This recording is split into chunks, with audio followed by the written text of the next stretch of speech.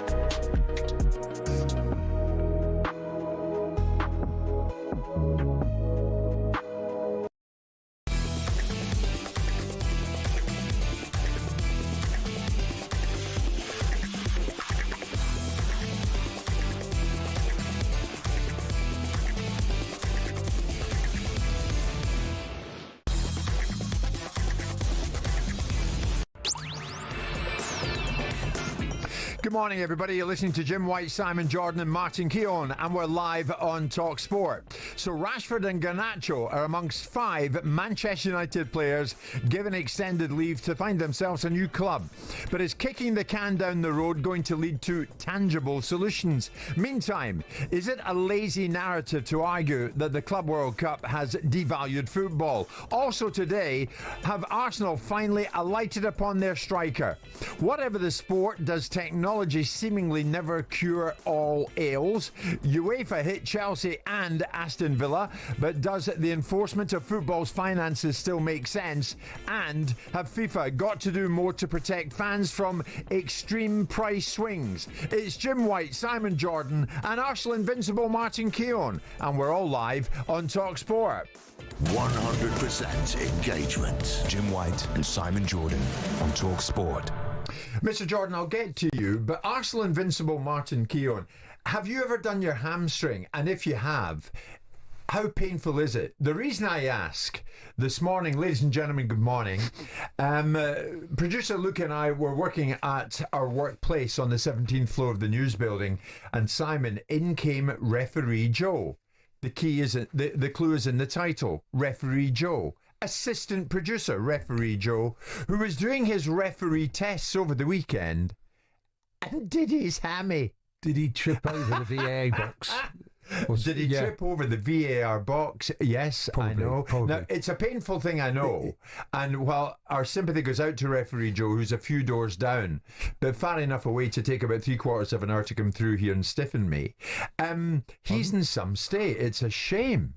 It's a shame. It is. I mean, it's interesting, actually, because, Simon... He hates former players and the current day players, and he has this disrespect for what they go through. And then you see a referee failing a test in that manner, and you see him limping around. I think Joe now is understanding what it's like. You can't just take a month off. That's right. And just jump straight back into exercise.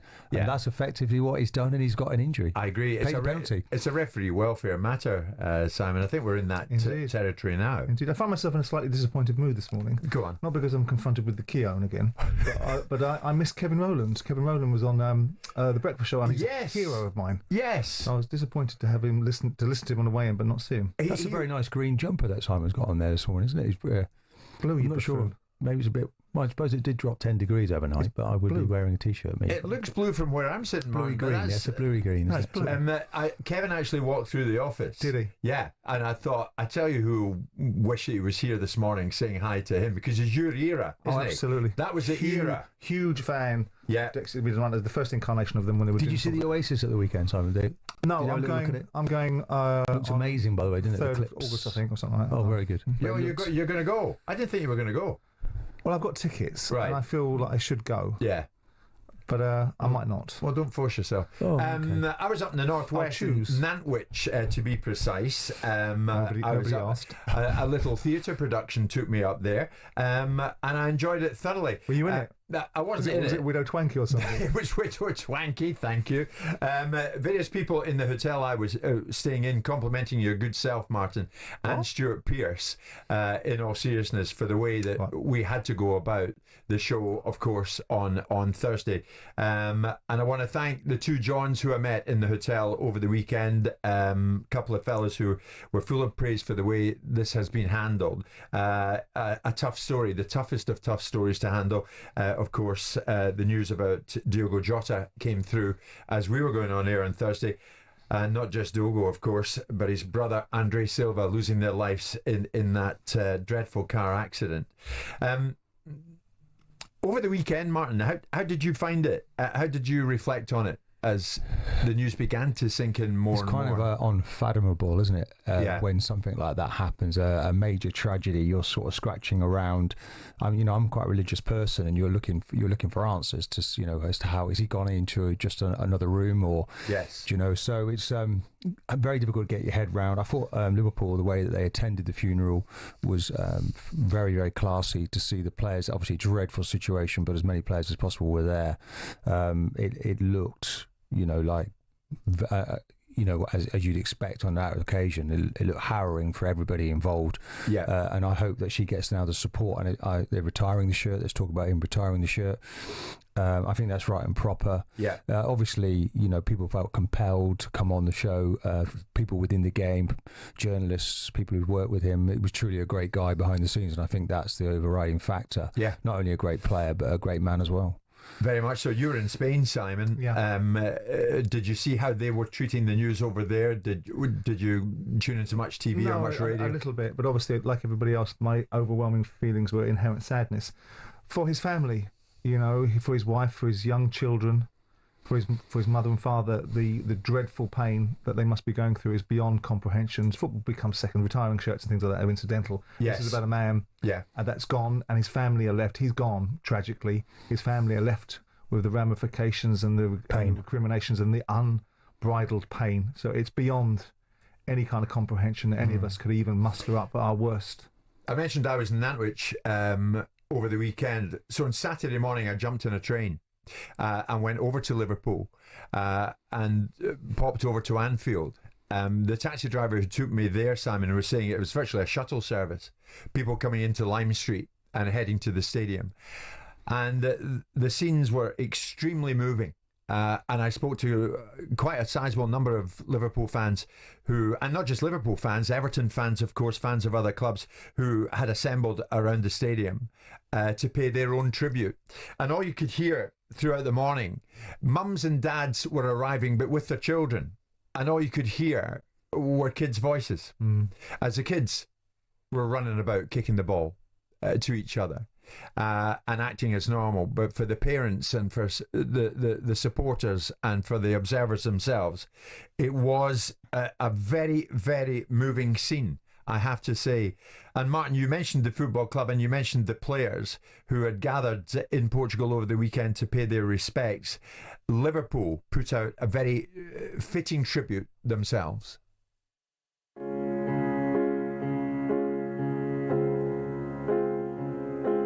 I started playing when I was 6.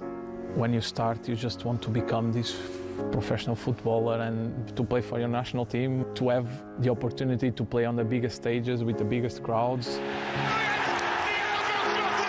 to feel those emotions, to feel how happy you are, constantly searching for these feelings. I remember my first football memories, the Euro 2004 that happened in Portugal. Everybody was so excited for the tournament. I just watched first time Cristiano Ronaldo starting in the national team. I always followed his career, and scoring goals always been my motivation. When I was a kid, I wanted to play in the Premier League. I didn't even imagine to win it. I just wanted to be there. I knew that it was the best league in the world. I fulfilled my dream when I played for Wolverhampton. But then, when you achieve a dream, you unlock another phase, another level, another step. And when I came to Liverpool, I knew that was possible. Really exciting moment for me, for my family. My job is to find a way to score goals, to provide assists. That's what they can expect from me, because now I'm one of them. Diogo Jota on his debut. From the moment I arrive, I always played a big part in the teams throughout the years with Klopp and with Arne. That's nice. Diogo Jota, who's got himself a yard of space, maybe another yard of space. Oh, he squeezed it in! And it's a fine individual effort. As a fan, I was a fan myself. You want to see a player fighting for the club, for the badge that they both love. And there are back passes. Jota's away on the left. Jota! Fielder runs! What a finish!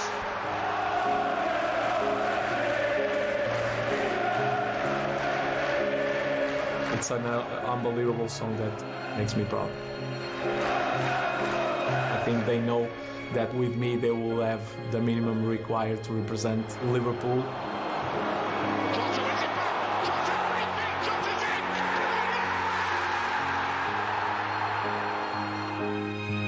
in. That's the feeling I look for when I play football. That's why you put all your lives and all your efforts to moments like that, moments where you can decide the game. It's what makes you keep going.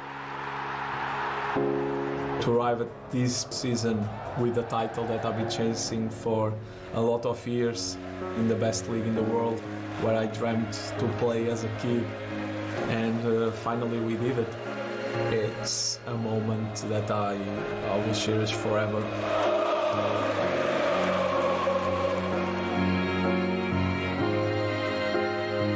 I always remember this city, this club. My 3 kids were born here. It changed my life completely. The way everybody supports me from the very first day. I'm really grateful to all of the people in the club and to all of the fans for making this happen. It is a remarkable achievement for a small guy that came from Gondomar, where I had this dream, and to arrive this at moment, it was outstanding.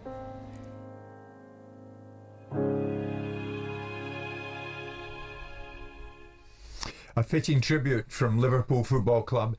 Diogo Jota and his brother Andre died in a car crash in Spain on Thursday. Diogo Jota married his long-term partner just days before the accident. They have 3 young children. Diogo was 28. His brother Andre was 26.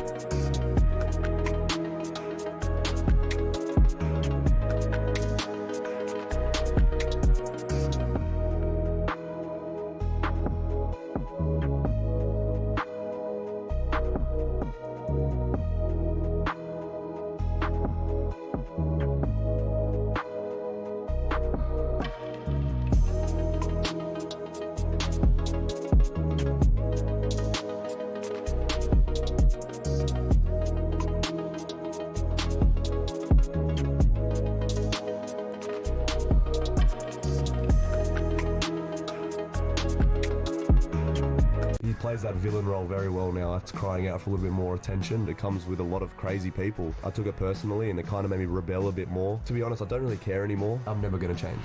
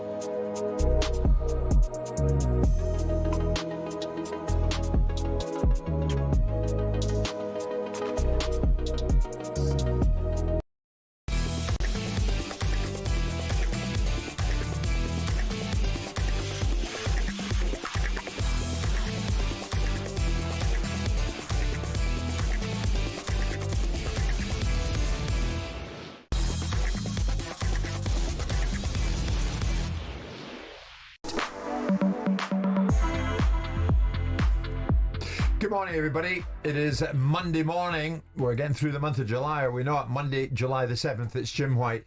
It's Simon Jordan and it's Martin Keown. And we're live on talkSPORT. Incidentally, Mr. Keown, I believe you and Stuart Pearce, when I last saw you, were intending to head to Wimbledon together, to SW19, to take your seats and watch the tennis. How was it?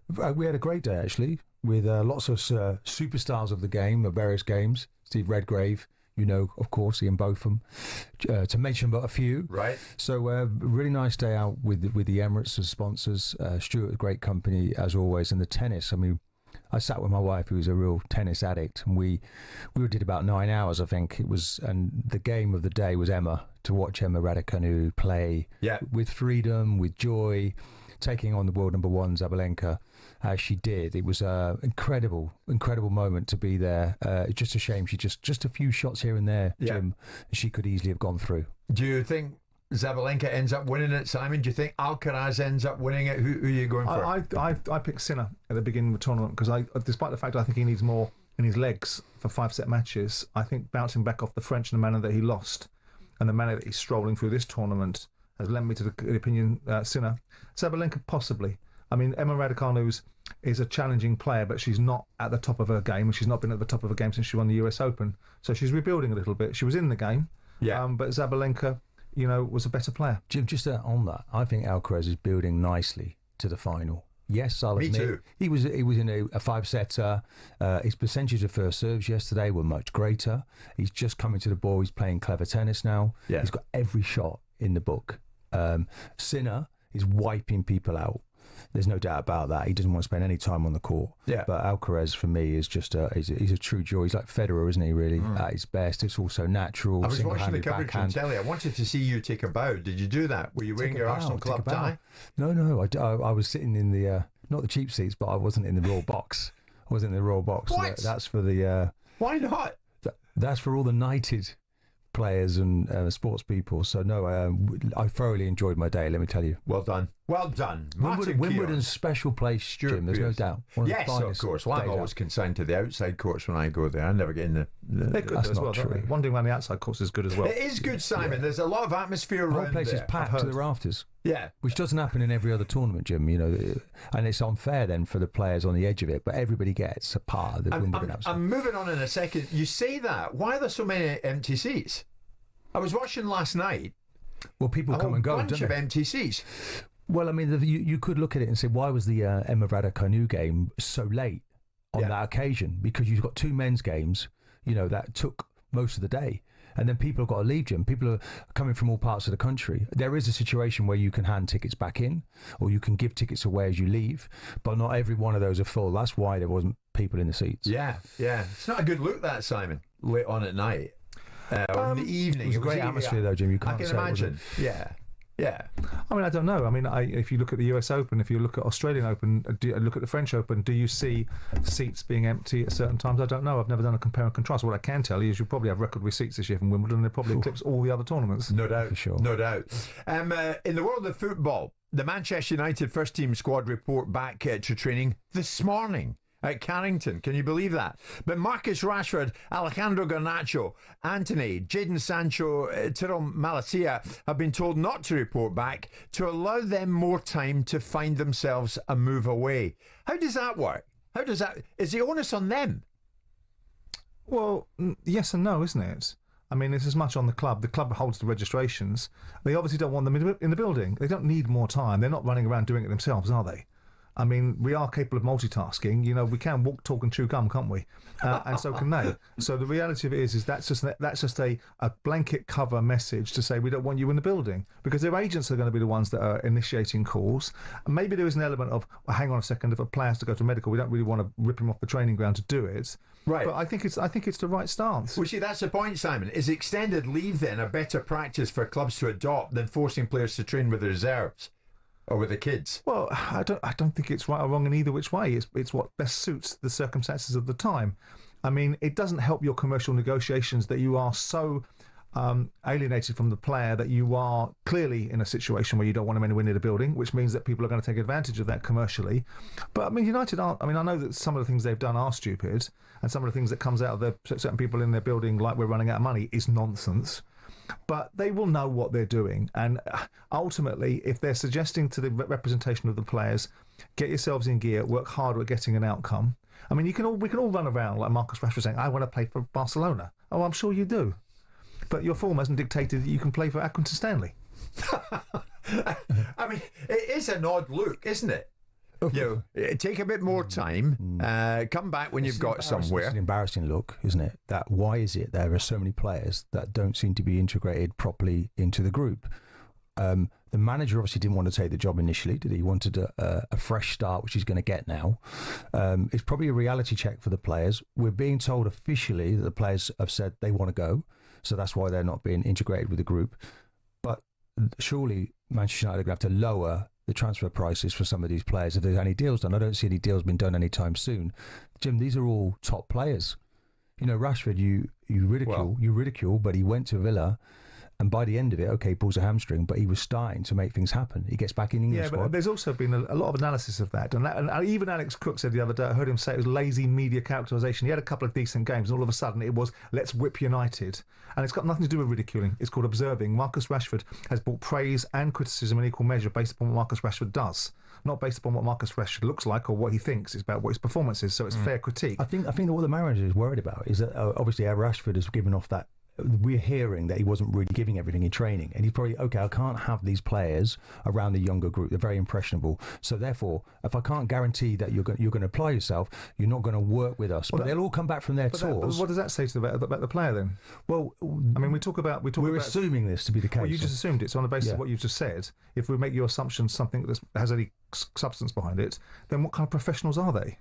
You're a professional footballer. You're still being paid £300,000 a week. The least you can do is come in and motivate yourself to train, if indeed that's the case. If it's not the case, and it's a united front, which is basically, there's no point in you being here. The manager's made his position. Rashford made his bed. He's the one that decided to do an interview with his PR department, Henry Winter, and talk about the idea of how awful it was at Manchester United and how much he wanted to leave. Let's get some context. This is historically the worst manager that Manchester United have ever had. Yeah. Full stop. But Martin, so that's what we're backing. So if you're a player, we're not backing the manager. If you're a player in that situation, we're not talking about the manager, and you've broken your relationship with the manager, are you going to sit this one out to see how far he gets? Well, it's the same. By the same token, we've got other players that want to come and play for Man United that are being courted by other clubs, like the boy at Brentford. So it's not all doom and gloom. The manager has, as you quite rightly say, in this snapshot of 7 months, he's the worst manager that Man United have.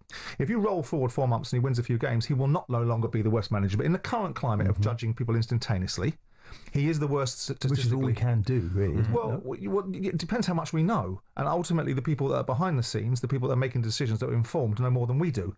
What we've seen is a snapshot of time, which has been garbage. and we all concur with that. But the fact of the matter, do we disagree as principle? Garnacho, I mean, he's a pest. Jadon Sancho, a pest. To Ten Hag and to everybody else around. Chelsea don't even want him. Chelsea's sending him back with 5 million quid with him. I mean, turning around in the cab and it's 5 million quid as well. We don't want him, thanks very much. So it tells you all you need to know. I'd have Casemiro in there as well, because he's a waste of time. Clean decks. Get this football club. It needs an enema. This football club, you know, and get it sorted out. And I think it's right to do it. And whether it's the optics are good or not is irrelevant. Is it not just kicking the can down the road here, Martin? Because if they've got no takers at the moment, why do we think that situation is going to change, Simon, in 2 weeks? And unless Rashford and his people... 6 weeks. Well, Rashford's got 3 years left on his contract, hasn't he? Allegedly. Well, he's lost his number 10 shirt. That's gone to Cunha. He has, but he hasn't lost his livelihood. He hasn't lost his wages. He's still getting paid. He's still under contract. Yeah, and that's his motivation. Does Rashford want to play in the World Cup? You've got levers to pull. People aren't stupid. There's levers to pull. Everyone's going to have to take a view, and both sides are going to have to take a pill. United might not be able to get 40 million for Rashford. They might be able to get 25. Rashford might not be able to get 300,000. He might be able to get 250. And everyone will horse trade their way through it. Yeah. And that's what will eventually happen, I suspect. It is a reality check, though, Jim, when you find yourself as a player not with the main group, and it's that does kill the ambition, and it starts to. I suppose there's a bitter pill. Yeah. And one or two of them might think, do you know what? Let's the get only the one hell out of it. The only one can possibly be aggrieved and not expecting it possibly is Garnacho. Because he's a player, whereas Sancho, that card's been well marked a long time ago. Rashford's card marked his own card, so there can't be any surprise from those two. And the other ones we're talking about, I'm not so sure of. But the only one that I would think that possibly might cock an eye at it, although he wouldn't, would he? Because he's full of himself, is Garnacho. Well, at the moment, that's the situation. Rashford, Garnacho, Anthony, Sancho, Malacia, not back at this precise moment, whereas the rest of the Manchester United first team squad have reported back to training this morning. Those 5 at the moment, carry on looking, and then we'll maybe talk. We've got a lot of talking to do between 10:30 and 1. And you're with us live on talkSPORT, courtesy of Selco, where the trade goes.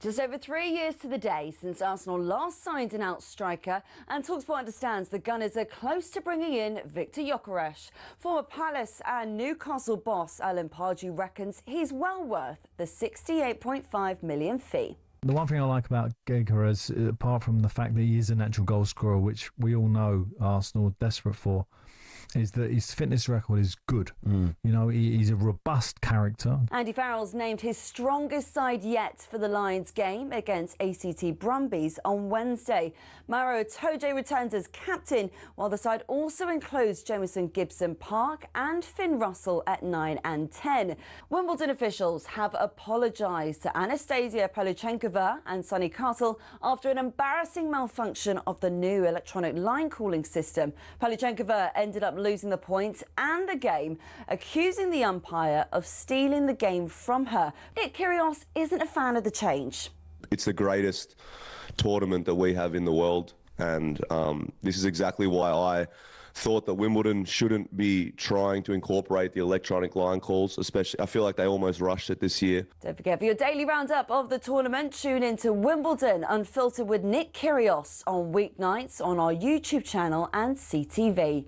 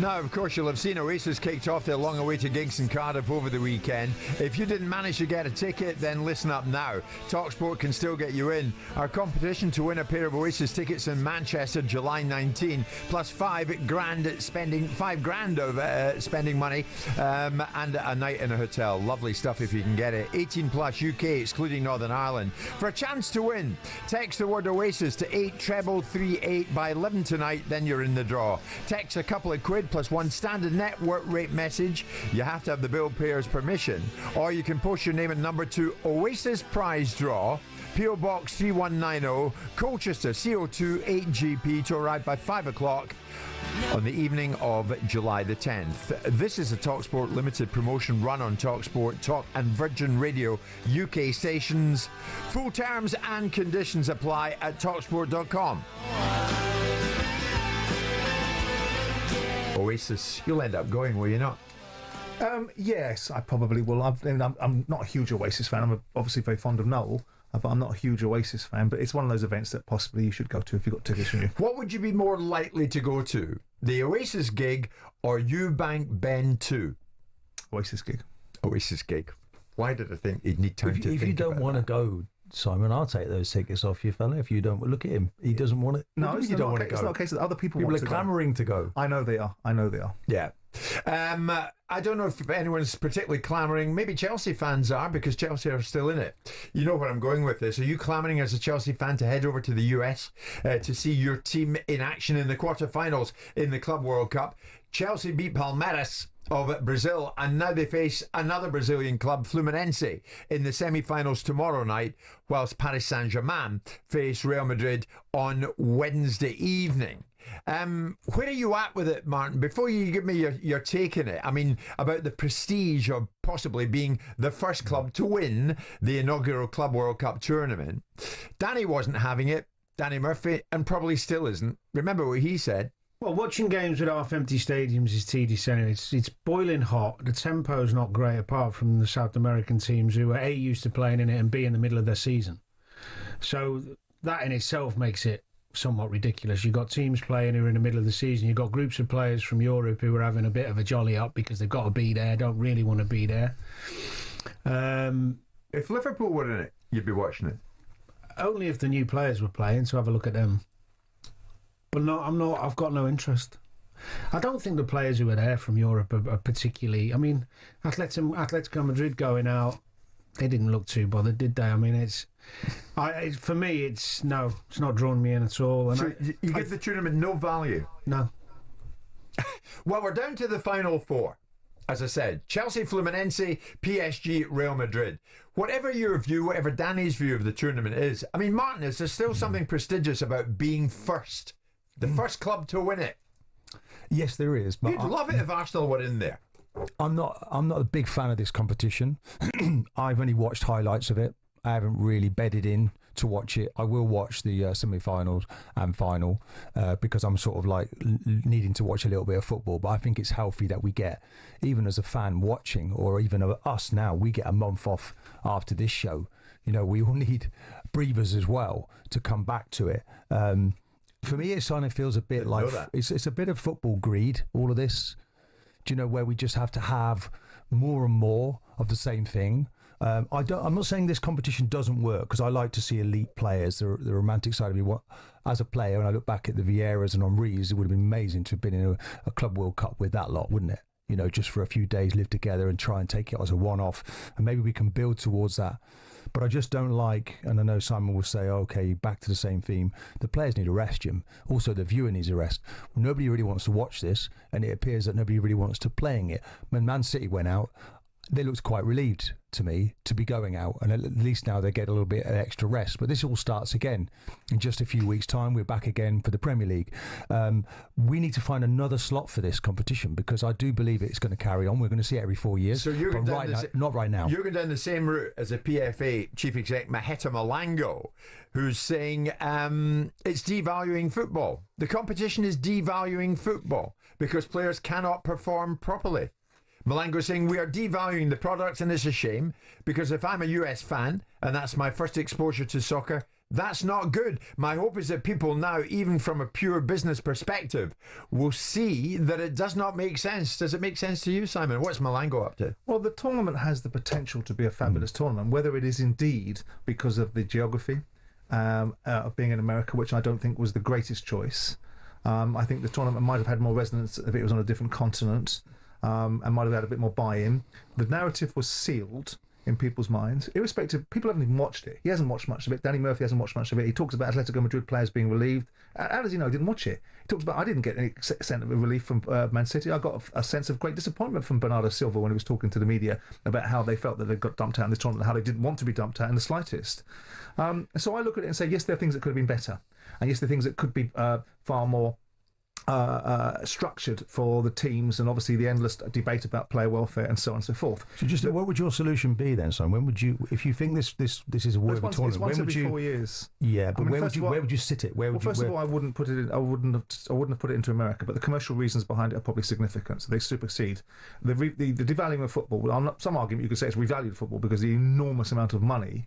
And whether we like it or we don't, everything starts, begins, and ends with money. We can't get Rashford out of Man United because of money. We can't do this because of money. We can't buy this player because of money. And whether we like it or not, it's a real live issue. So the fact that more money is being generated. Yeah. Now, people like this fellow at the PFA is too cowardly to come in here and talk to us because we dare criticise his organisation. We just want to talk to you. That is not true, actually. That is not true, because he has said he's going to come on at the start of next season. Fantastic. And he's actually currently on taking a holiday. I look forward to it. Thank you for representing him. Yeah. And I look forward to him being in the studio. Simon's got to be out that day, though. Yeah, probably. The fact of the matter is that all we ever hear, and all I ever hear from people like him and from the PFA, is what they don't want to do, rather than what they do want to do. And if we want to be able to readdress the balance in football, which I agree has some merit, what we need to do is someone to stop telling you what they don't want to do and tell you what they can do and the reasons why we can find solutions to problems, rather than saying, I'm not doing it. And what I'm doing is I'm inviting you to the table of solution, and let's use your power of persuasion to tell me what would you change. So I'm going to come up with a couple, okay? So I think maybe, why could this not have been sort of a pre-season event?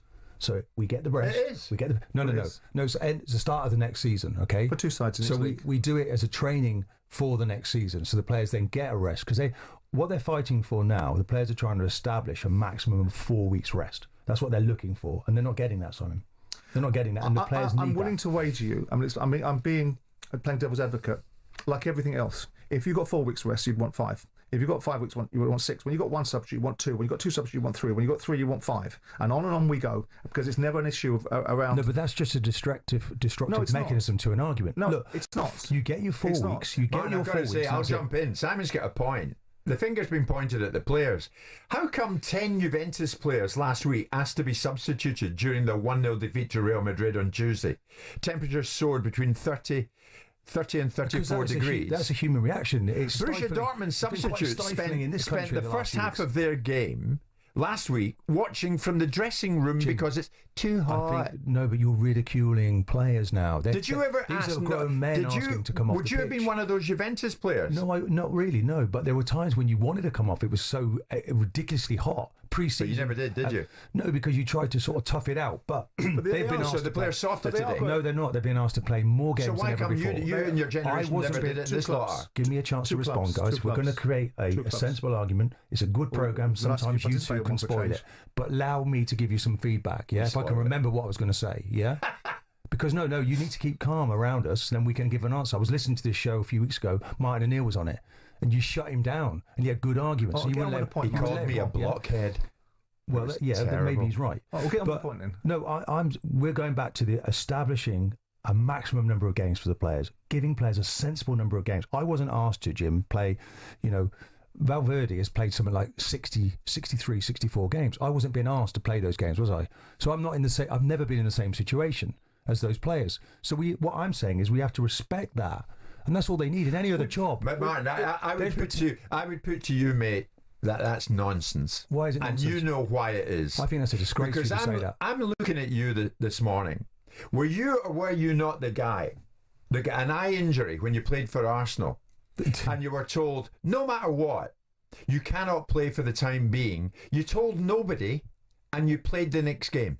Yeah, but that's a different circumstance. We're talking you here put about your own eyesight at risk. We're talking about these players being flogged, basically. The Juventus players, there's too many games, Jim. 10 of them to be substituted. It's now time for the powers that be, the main stakeholders, to start to listen to you. All the players want to do is be at the table. Injury. Yeah, but that's good. So what? But Martin, so what? Again, and I take your point about 4 weeks. We're talking about 2 clubs, right? So the other 18 clubs in the Premier League will get their 4 weeks, right? So we're talking about 2 clubs. The elite clubs. The 2 clubs. So your bleeding heart mentality is for 2 clubs, or one of them which is not yours. Well, not really, because there was internationals. So we're talking about the reasons why there's a pushback is because there was a sense of entitlement being built into players that ultimately all the upsides of the game don't come with a downside.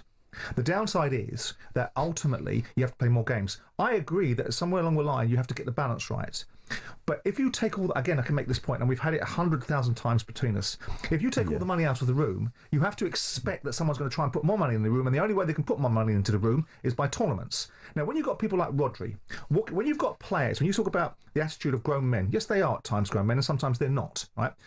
The idea that you can actually moot, in all good conscience, that you're going to go on strike when you're getting paid tens of millions of pounds a year to kick a bleeding football round at pitch. You can't. If you were told 15, 20 years ago these were the opportunities, you wouldn't have believed it. And you listen to players like Souness that played 65 games a season in conditions that were far different medically, physically, pitch-wise, the ability to tackle the way that they were able to tackle. And they sit there with their mouths open going, I cannot understand the modern-day footballer. So it isn't just people like me, it's ex-footballers, and you might say because they missed the riches, or it might be because they look at it going, what the hell has happened to resilience in society? And now we've got the embodiment of it in footballers that are getting paid fortunes. I think you're hitting the players with a stick, and I think you're an intelligent man, but you should try and work on a solution, and I think that's what they're trying to do. Mahatma Langa is trying to do that. Martin, he's trying to establish a maximum number of games. I hear what you say. Is it not sensible? You just turn around and say 4 weeks. They're even looking at back-to-back games. But again, Martin, if I'm confronted with a white paper of suggestions, right, then absolutely I'm going to say you're trying to fix it. They're not trying to fix it. They're, as you do often, they're trying to tell you what they don't want they're not saying do. They're not saying they don't want a Club World Cup. They're not saying that. What they want to do, maybe we should have a... He just said it devalues football. They're playing too many games. He's saying precisely that. In the current state, yes, because they're playing too many games. They've already come to the table playing too many games. So do we have a sliding... So were you happy being rotated? You're into solutions. Do we have a sliding season? Do we not have a proper end date? Do we just keep moving it along and then the players get their 4 weeks? Once every 4 years, a World Cup comes on. Yeah, but can we? I just feel that there's still room for this. Players that are being rotated as well, don't they? So bigger squads, absolutely, no problem with that. The players don't like bigger squads. The managers don't like bigger squads because all of a sudden it creates a problem. The players don't want to be rotated. They want to go to a Champions League club. Hang on, you want to go to a Champions League club, so you've got to play 38 games. You're going to the Champions League and play another 12, 13 so you're already up to 50 games. You like the FA Cup? Oh, I like the FA Cup. Oh, we've got to play in those games as well. You like playing for your country? Oh, I like playing for my country. What the hell do you do then? But why can't the players fight for 4 weeks off? Why can't they just have 4 weeks where they can rest their bodies, their minds, be with their loved ones just for 4 weeks? Gotcha. Right, so how many? So we've got 92 clubs in this country, right? About 4,000 players that are currently on professional contracts. You're talking about 40 of them.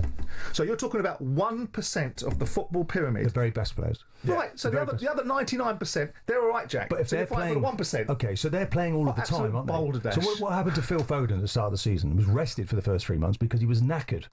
So is that what you want every season? I don't know. Was he knackered? But why is it different now to when you played, Martin? That's the point. You put your own eyesight at risk. Because I never played as many games as this. We weren't playing, Jim. But you would have happily gone along with it if Arsenal had been in it. They're still in the same season. And if Arsenal were to end up winning this thing, you'd be happy because your club's 100 million richer. PSG are still in the same season as they were when they started and they're back flying in at August the moment last year. Because they're the Champions League. They've probably got the squad. They've got the squad to do it, haven't they? And they keep winning, so they keep finding a solution. Okay. It's split opinion, this. I mean, I'll put it out there this morning, actually. Are you with Martin on this one? Are there too many games for the players? Do you have sympathy for these players? I mean, poor little Juventus. 10 Juventus players. Go and ask the players. Has to be substituted during the 1-0 defeat to Real Madrid last Tuesday. Borussia Dortmund's substitutes spent the first half of their game inside the dressing room because it was too hot to go out.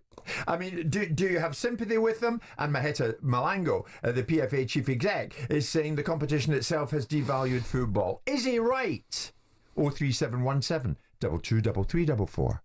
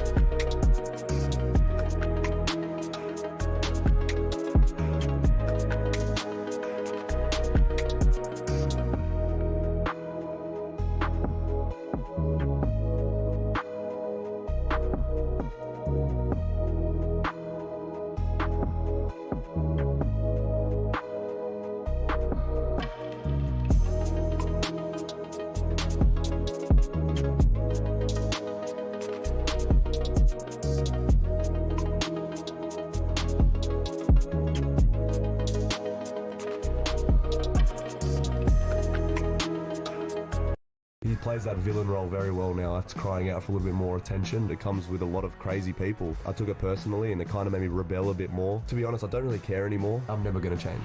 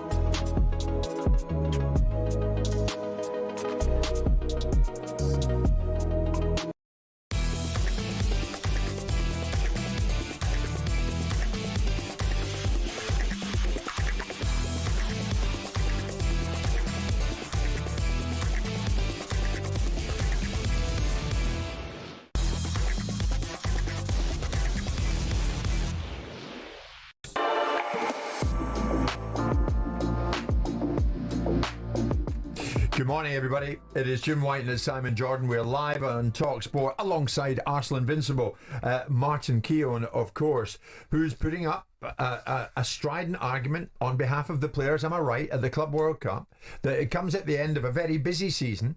The close season is shorter than ever. And there isn't a close season, is there? And these fellas have been asked to play in 30, 34 degree heat, and it's all too much for them. Some of the Juventus players last week, 10 of them asked to be substituted during their 1-0 defeat to Real Madrid on Tuesday. Temperatures soared over 30 degrees. Borussia Dortmund substitutes also spent the first half of their game last week watching from the dressing room because of the heat.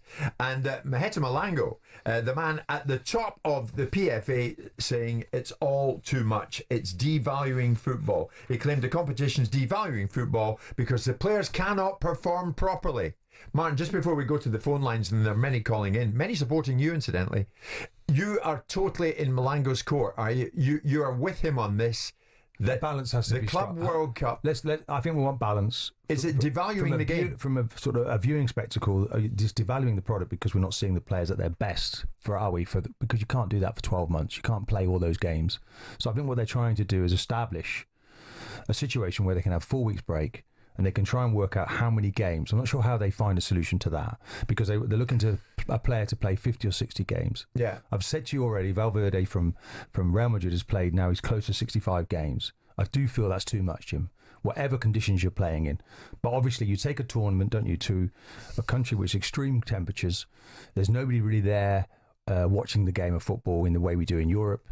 So that could be better planned. That wasn't perfect organisation. I mean, that'll the Euros change going last summer forward. wasn't that brilliant, was it? The standard of football at the Euros in Germany wasn't that great. We saw England win in spectacular fashion against Holland in the semi-final. But apart from Spain, nobody set the place alight, did they? I disagree. I thought it was a good tournament. And I actually feel the amount of people at the games was phenomenal. Oh, yeah, I'd agree with that. The German public would just caught fire over there in terms of the... But what about the product? I don't think it was hurt or injured in any way, shape or form, Jim. I think you've got that completely wrong. I think this is like a bridge too far, but I do feel it will become a part of the football calendar. But just at this point, it's in the wrong place and it's at the wrong time. I think it was universally accepted that the quality of the tournament last year at the Euros wasn't high. And not just by you or me in this room, but by most journalists and most observers. And it's interesting that the leader of his cult was talking about a World Cup every 2 years. And I think he was for that. So we're in an interesting dynamic where you've got people that should know better, according to you. A former football manager that wanted to protect his players was advocating for a World Cup every 2 years. How'd you work that one in? Well, I don't, because now working for FIFA, isn't he? And formerly was obviously a football manager. So he has no integrity. You've said that, not me. Well, I mean, he is of the same mindset. I think what he wants to do. I think what he wants to do is to grow the football throughout the whole world and make it as big as possible. That's why the World Cup. He's a major advocate of the FIFA World Club Championships as well. So I can't answer for him. So do not ask me to answer for him. We put it out to the callers, and we're getting many callers. Lisa, Manchester City fan. Lee, good morning to you. Do you think this thing has been devalued? Does it devalue football, this tournament? Yeah, morning, chaps. I do actually on two fronts. I completely agree. I think the quality of football, not just during this tournament, but during the Euros, during a lot of the summer events that we've seen, because it's year after year after year, I think there has been a deterioration in the quality of the game. There's no two ways about it. But I'm also going to comment as a fan. So I'm a Man City fan, and obviously, like the players think about this. Whilst you're in the tournament, of course you want to win it. Otherwise, what's the point in being there? But the top and bottom is I felt a relief when we went out the other night. I need a break. The fans need a break, because what we used to have is an off-season where everybody resets. Everybody, you get that hunger again, you get that optimism gets renewed.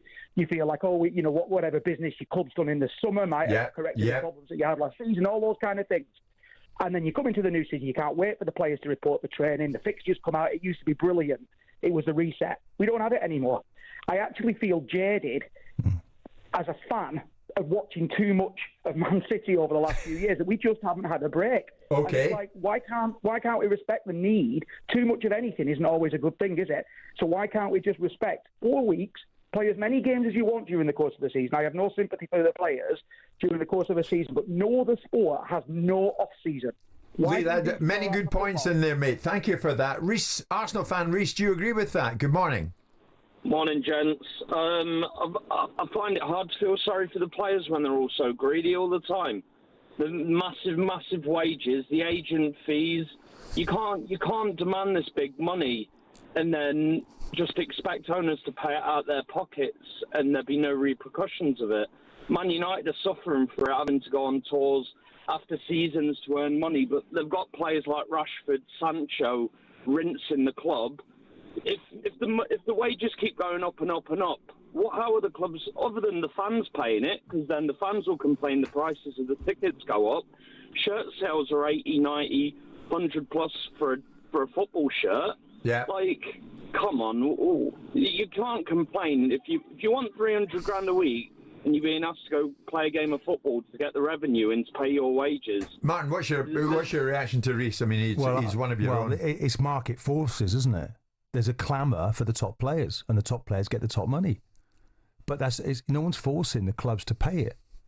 But obviously what they want is more and more competitions. And I thought Lee was right, the first call, when he says, look, we're all hungry for football, Jim, aren't we? But we're going fat on it now.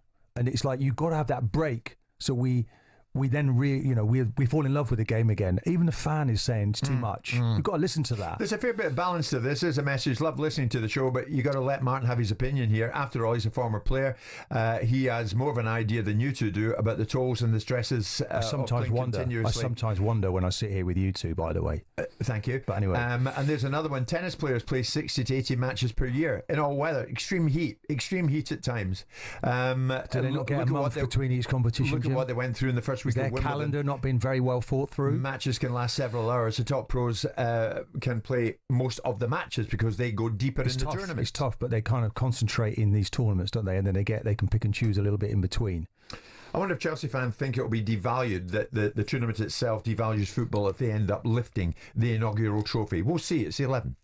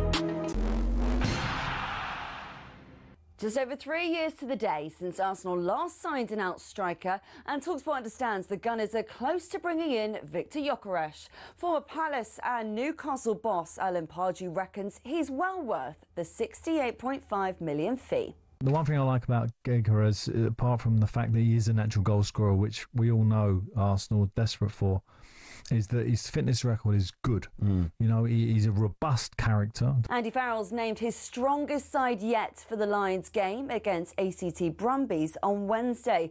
Maro Itoje returns as captain, while the side also includes Jamison Gibson Park and Finn Russell at 9 and 10. There's no place for Farrell's son Owen, though, who joined the tour last week. Former British and Irish Lion Ben Kay reckons this could be the final test team. I think he's done all his chopping and changing in terms of trying to make up his mind and give people enough time to play their way into the test team. And I think he's pretty set on what that test team's going to be now. So hopefully those players can start training together as a unit. You can listen to that game live on talkSPORT 2 on Wednesday morning. Now, after losing by a massive 336 runs in the second test against India, questions are being asked about England's baseball approach to chasing over 600 at Edgbaston. The series is now level at 1 apiece, heading to Lord's. Wimbledon officials have apologised to Anastasia Paluchenkova and Sonny Castle after an embarrassing malfunction of the new electronic line calling system. Paluchenkova ended up losing the points and the game, accusing the umpire of stealing the game from her. But she did fight back to beat the new British #1. This, of course, is the first Wimbledon without human judges calling the game, having been replaced by AI. Nick Kyrgios isn't a fan of the change. It's the greatest tournament that we have in the world, and this is exactly why I thought that Wimbledon shouldn't be trying to incorporate the electronic line calls. Especially, I feel like they almost rushed it this year. Don't forget, for your daily roundup of the tournament, tune into Wimbledon Unfiltered with Nick Kyrgios on weeknights on our YouTube channel and CTV.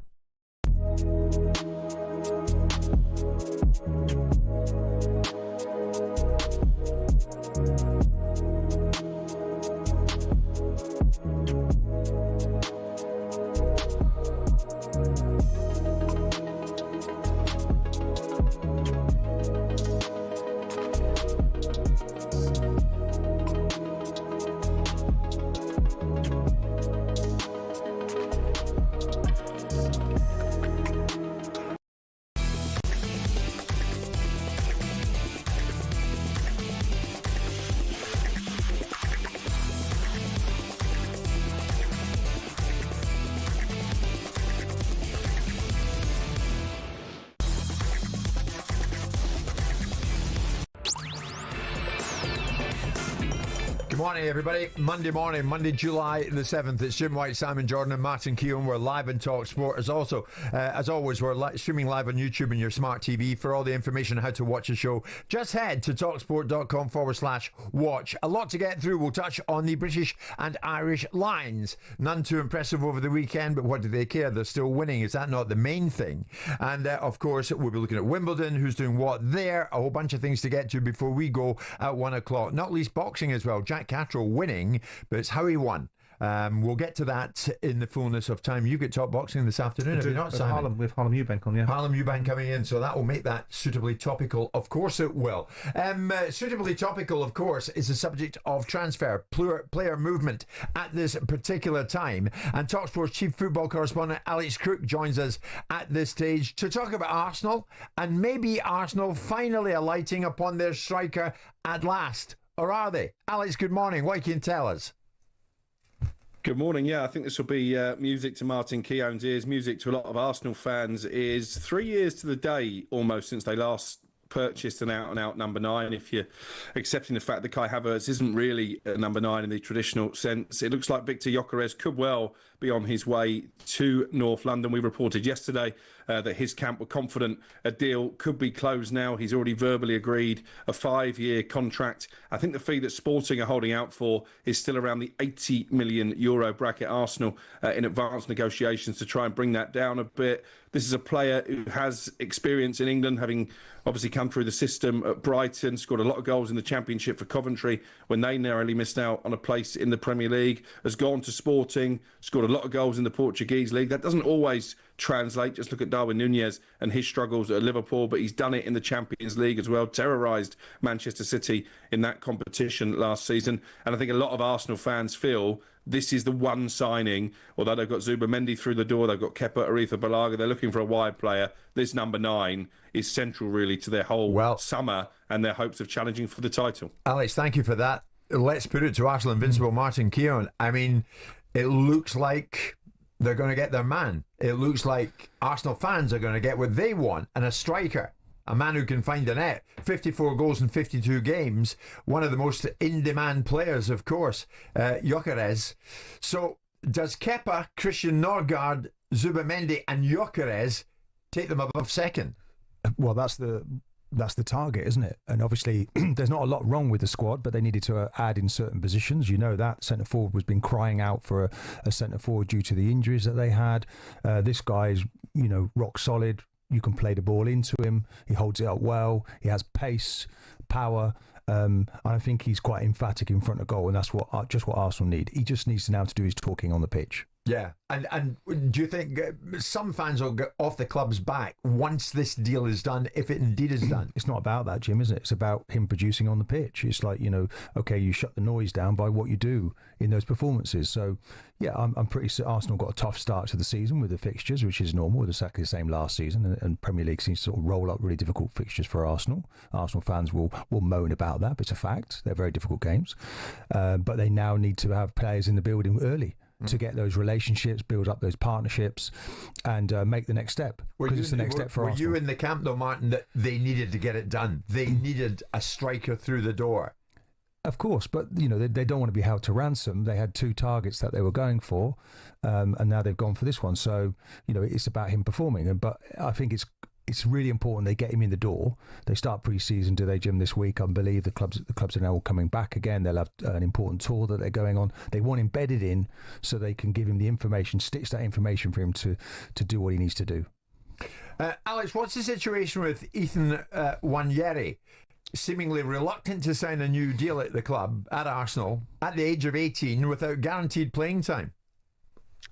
Yeah, I think he wants to know his role, Jim, to be honest. This is not a teenager on the scrounge for more money. I think he wants to know his role in the Arsenal first team. He sees that they're looking to bring in players maybe who will block his pathway into being a regular in that starting 11. We know they're interested in Noni Madueke, personal terms, agreed with him. Eberici Eze at Palace is another potential target. And even towards the very end of last season, in those big games when they were going for Champions League glory, I think Nwaneri was a bit frustrated that maybe he didn't get more playing time. And I'm really keen to get Martin's view on this, because my opinion when it comes to Mikel Arteta is that maybe when it comes to young players, Miles Lewis-Skelly the exception, does he give them enough opportunity? Emil Smith-Rowe had to leave and go to Fulham because he wasn't getting enough minutes. Obviously, Eddie Nketiah has gone out to Crystal Palace as well. Now, maybe you might just argue those two weren't good enough. But if Nwaneri ends up leaving the football club as well, Aidan Heaven has gone to Manchester United, Chidu Obi has made the same move. Is it a little bit of a blind spot, Martin, when it comes to these young Arsenal players? I'll take you back. I'll take you back to the cup final that Arteta won, although it's credited now, isn't it, with the manager before him. When he went in that game, who sat on the bench and didn't come on? Saka. That looked painful. So he has a history, Martinelli. A lot of people crying out for him to make a start, but he does it when he feels it's right. And I think Nwaneri is on the same path. He's in a wonderful talent. He's been protected by Arteta. It's not to do with ability. He will get his chance. And he doesn't really, maybe it's a bartering situation for the contract, but I've met the family, the father, very calm, lovely family. He's an intelligent boy. He'll eventually sign for Arsenal. There's no doubt about that. I just think he wants to make sure he plays football, and that's healthy. But he's doing it for the right reasons, this young man, and I believe he's going to be a superstar at Arsenal. Alex, what about West Ham, Spurs, and Mohamed Kudus? Where are we at? Well, I think already, Jim, this could be developing into a little bit of a saga. I think it's a pretty open secret that West Ham are willing to cash in on Mohamed Kudus. They spent a lot of money in the last summer transfer window, didn't help them in terms of league position. So I think from a financial perspective, they need to get money in order for Graham Potter to get funds to rebuild the squad. Kudus, I think, sees himself as someone who can go and play at the highest level, can go and play Champions League football. But there is an animosity, isn't there, between West Ham and Tottenham. The last player to make the move, I think I'm right in saying, was Scott Parker way back in 2011. West Ham would rather not do business with Tottenham, but at the moment they are the only real option on the table. I know there's been talk of Chelsea. They're yet to suggest that they're going to make a financial offer rivaling what Spurs have done. Interestingly, I was told overnight that the initial package that Tottenham are offering is worth £50 million up front with add-ons, but those add-ons are dependent on Tottenham winning the Premier League and or the Champions League. And I think David Sullivan has said to Daniel Levy, maybe we need to be a little bit more realistic with how these add-ons can be achieved. Okay, we spoke earlier, Alex, about the so-called Manchester United outcasts, and we know who they are. Are we any further down the line to knowing any likely destinations?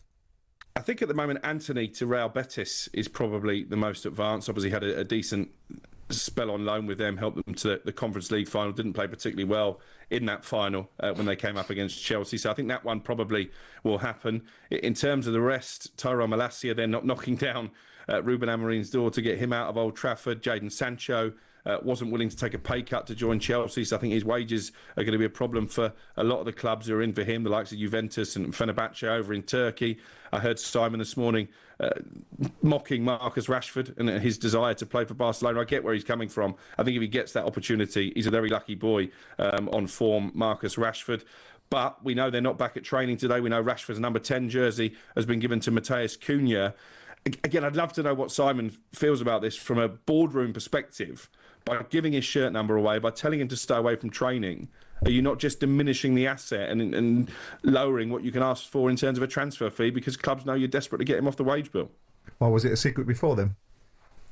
I guess not. I guess not. But, you can play the game, can't you, if you're Ruben Amorim? Yeah, but everybody, the two biggest commodities in football are gossip and money. And everybody knows everyone else's business. So there'll be no secrets. The fact that they've entrenched their position, concentrated the player's mind, and made sure his representation clearly understand you've got to get your backsides in gear. There's a problem for us all here, not just us. We got money. We'd like to get you out because of PSR, but we've got billionaires behind our football club. You've got a career. And if you want to play in World Cups and if you want to make sure that you are able to ply your trade beyond the contract that you've got right now, you probably need to be a bit more motivated. Yeah. Alex, briefly before you go, Kyle Walker to Burnley. Is this a significant coup? I think it can be. Obviously, wasn't great in that England friendly against Senegal. Didn't do much in Milan, hence the fact they didn't take up the option of signing permanently. But he does bring Premier League experience to that dressing room. I compare it a little bit to when Portsmouth were promoted under Harry Redknapp and he put together a sort of dad's army, didn't he, at one stage? Paul Merson in the Championship winning team. Then Teddy Sheringham came in and helped them stay in the Premier League. He signed Sol Campbell, which a lot of people thought was a disaster, and went on to win the FA Cup. Now, I'm not saying Burnley are going to do that, but I can understand why Scott Parker wants a little bit more Premier League experience. Just another quick one before I go, Jim, on the managerial front. Chris Wilder, we understand, one of a number of candidates to take charge at Leicester, who seem to be in a little bit of a state of flux as to who they want as manager. But it's my understanding Wilder is one of the names under consideration. Alex, thanks very much indeed for that. Chris Wilder, you've changed your tune a bit on Chris of late. He was in touch with me the other day. Wilder to Leicester, maybe. If you have new information, of course, the point that he made about Portsmouth winning the FA Cup was also compounded by the fact that they got relegated. But the same season. The idea that Chris Wilder, I should stay with the same opinion if I've got new information. But I didn't like Chris Wilder's behaviour when he was at Sheffield United first time round. It doesn't mean I dislike him ad infinitum. And I think he did a decent job at Sheffield United last week. I think he can consider himself slightly unlucky. But if the brief was get promoted and you had two bites of it, automatic and playoff, and you took neither, then harsh as it may be, that's the challenge. Just covering all of those points. So Rashford, I think he made it back into the England squad. I think he was embarrassing the PSG fullback in the game where Villa go out when they should have won at Villa Park. So to ridicule him is completely over the top. Not fair. Okay, he's not really the player he used to be, but I think he got back to being something like being the player. Kyle Walker, good Premier League experience, but it won't be enough for Burnley. They need to add to that. Chris Wilder, yes. I didn't enjoy listening to him singing to the Sheffield Wednesday fans, but apart from that, I thought he was very unlucky to not get promoted. He just got pushed out of it by two very, very good teams. Obviously, he went out eventually, and Chris Wilder can come back and do a very good job for Leicester. Well, it might happen sooner than later. From what Alex tells us, could well be in line. Sorry, I had to fight to get in to talk about those topics, so I wasn't being invited in. Thank you. You weren't being invited. What's that in front of your mouth? A microphone. Well, I used it. Yeah, exactly. Yeah, that's a boy.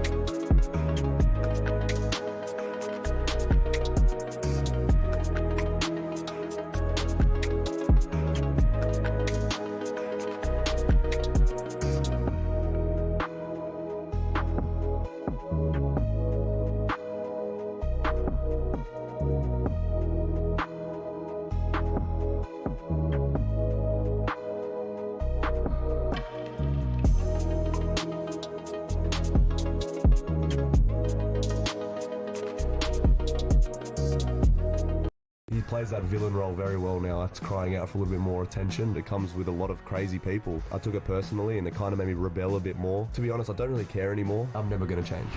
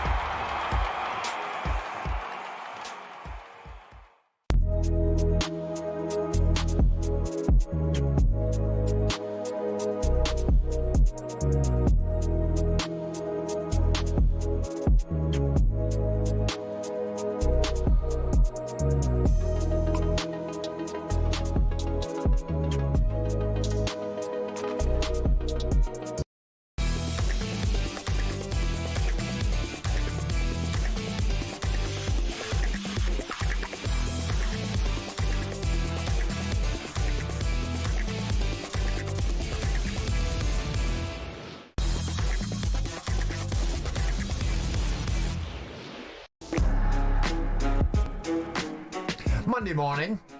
It's fair to say the temperature is rising in the studio, but that's fine. It's Jim White, it's Simon Jordan, and it's Martin Keown, and we're live in talkSPORT. I don't know what the temperature is like over in Switzerland, but it certainly will rise for England women if they were to lose to the Netherlands and face group stage elimination on Wednesday, because the defeat at the hands of the French, a 2-1 defeat, has landed them in a bit of a predicament, and one that only they can get themselves out of.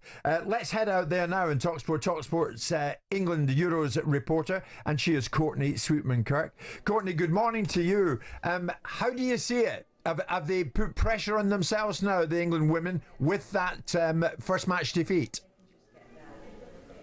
Yeah, good morning, gentlemen, and you're exactly right. They have. It was it wasn't a good start to the tournament. It's all been said before the tournament as well, that the group of death, as a lot of the sections of the media have called it. But yeah, they've made their lives difficult now. I think, the Netherlands-Wales game, I think we're expecting Netherlands to win, and that went that way as well. So it's going to be a tough game against the Netherlands. It always has been and always will be in that sense. So yeah, their backs are against the wall a little bit now. Courtney, what about that performance and that result against the French? Did you in any way see that coming? Outrun, outpowered, outgunned in the end? No, I'll be honest, I didn't. I knew it was going to be a tough game against France, especially with their forward line. They've got lots of pace and power, but for the first 20 minutes, we looked the better team. Probably should have scored. We had one disallowed, but that's where, I think that's where the momentum shifted. But, we spoke to some of the players, listened to the interviews, the same with Serena Wiegman. Yes, that decision maybe went against them, but that doesn't matter. They should be well equipped enough, experienced enough to be able to still go forward and not sink at that point. And as at that point, the French then dominated for probably the next 60 minutes to a level that I certainly didn't expect. Yes, there was a little bit of reaction towards the end, the last 10 minutes, but unfortunately by that point it was a little bit too late. And especially I think the defensive performance is something that worried me and a lot of others watching. Yeah, Courtney, you mentioned Serena Wiegman's reaction to the surprise defeat. Let's just drop in on it. This was Serena post-match. Of course we were frustrated because I had a bit too, we had such 3 very good weeks and we trained really well, but that's never a guarantee that of course you win the game. And you also know that France is a proper team too, so you have to do things really well, and we just didn't get it right at those moments, and some moments we did. I think there were parts in the game that we did well, and yes, also moments of scoring that goal, no one expected that to be disallowed, so we had to get out of that better too, because it was a huge surprise that it was disallowed. Courtney, I just wonder, what would the reaction be, do you think, if they were to lose to the Netherlands and they are looking at an early elimination from the tournament? Where would it leave Serena Wiegman? How much credit is there for her in the bank? it leaves her in a really tough place. There's no doubt about it. Yes, there's credit in the bank. She's obviously won a Euros for us, well, along with the players, obviously. We've gotten to a World Cup final under her stewardship. But yeah, if you then retaining your Euros title, you go out in the group stages, there's massive questions to be asked about her job. I know it's obviously not so long back. She's obviously signed an extension, but still, we know this is a world of football. It's volatile. It's about results. And yeah, there'll be big questions asked around her and her management if, the Lionesses on Wednesday night here in Zurich do go on to lose and don't get out of the group. Courtney, how much of a test will the Netherlands be? Because they beat Wales 3-0 in their opening match. They've got off to a good positive start and they know where the goal is. Yeah, they do. Obviously, they've got a Vivian Miedema that always knows where the goal is, a fantastic player. But specifically for me, and you look where England struggled against France in terms of those wide areas and the pace and the power, and not necessarily in the forward line, the Netherlands, but their full-backs in particular, and Esme Bruts and Kirsten Kasperai on the other side. They've got bags of pace, loves to get forward in the wide areas, though, full-backs. So it's a little bit worrying from my perspective. They have similar attributes to France where we really struggled. And yeah, they're a fantastic team all the way throughout. They've got, likes of Jill Roord, Danielle van der Donk, the few players I've already mentioned. So they're a really tough team. This isn't going to be an easy game on Wednesday for England. How's your day looking, Courtney? You're in the England camp. Who are you going to be talking to? Yeah, so we're going to go over to the England base shortly. Going to speak to Hannah Hampton. So, yeah, have a sit down with her. Obviously, her first major tournament as a number one. So, and she's always in good spirits normally. She's a good talker. So I'm looking forward to speak to her and then bringing all the information back to you guys back at base. Courtney, thank you very much indeed. Martin's alongside Simon. There's Tim, a Brighton fan. The Lionesses are under pressure. 2 words, guys. Millie Bright. There were some notable absentees. Going into this, and that might well catch them up. Well, it might have been a good question actually for Courtney. Is there enough experience within the group? I mean, everything happens so quickly, doesn't it? The way that you lose the first match, you're virtually out. It's basically they lose the next one, and they certainly are out. So they're going to have to wake up a little bit. Leah Williamson was saying that perhaps a bit naive the way that they defended. If you look at the stats for the game, that they faced 14 shots against the French. So there's been worrying defeats going into the tournament, lost against the Spanish team. So yes, Jim, is it quite the same group? But if it's a emerging group, should we say, they're gonna learn quickly in the next few days because the pressure of the nation is really coming on them. I mean, sometimes they make a slow start, Simon, in any tournament, the men or the women. If you got off to a bit of a false start, then it's up to you to come good, and who's to say they don't? Don't lose the first game. A draw would be a disappointment. A defeat is a real challenge. Now they've got to get their heads in the game. They've got to win the game that comes up now. They'll beat the Welsh because the Welsh, with all due respect, and we've already discussed this with Courtney before, are not at that level on any shape or form. Well, the Netherlands are next for them. Well, she's got to do what she's managed them before. She's come from the Netherlands to England. It's her job. She's taken all the plaudits, the manager, over the last couple of years, irrespective of players that have pulled out, whether it's Mary Earps or whether it's Millie Bright. They said there's enough talent in this squad. All the build-up to this tournament was that England have enough talent to be able to get through this group and so on and so forth. One of the favourites to win the tournament. Now you've got your boots on, so you've got to win the second game. And that I would expect them to win the second game. And if they don't, then they're toast, don't they? So I mean, the format of the competition is such that if a draw's enough now for Holland to go through. So early in the competition, at least from the beginning. But it's a tough call. They're going to have to be at their best, Jim, completely. Okay, under a bit of pressure, let's see how they react. We're coming up to 11:30.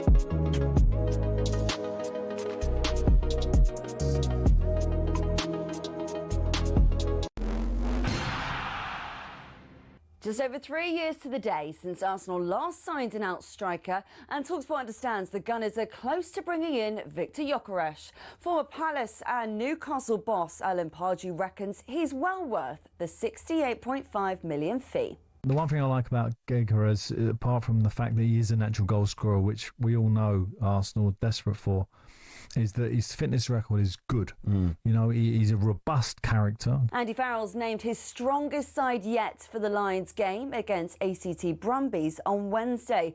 Maro Itoje returns as captain, while the side also includes Jamison Gibson-Park and Finn Russell at 9 and 10. Wimbledon officials have apologised to Anastasia Paluchenkova and Sonny Castle after an embarrassing malfunction of the new electronic line calling system. Paluchenkova ended up losing the points and the game, accusing the umpire of stealing the game from her. Nick Kyrgios isn't a fan of the change. It's the greatest tournament that we have in the world, and this is exactly why I thought that Wimbledon shouldn't be trying to incorporate the electronic line calls, especially. I feel like they almost rushed it this year. Don't forget, for your daily roundup of the tournament, tune into Wimbledon Unfiltered with Nick Kyrgios on weeknights on our YouTube channel and CTV.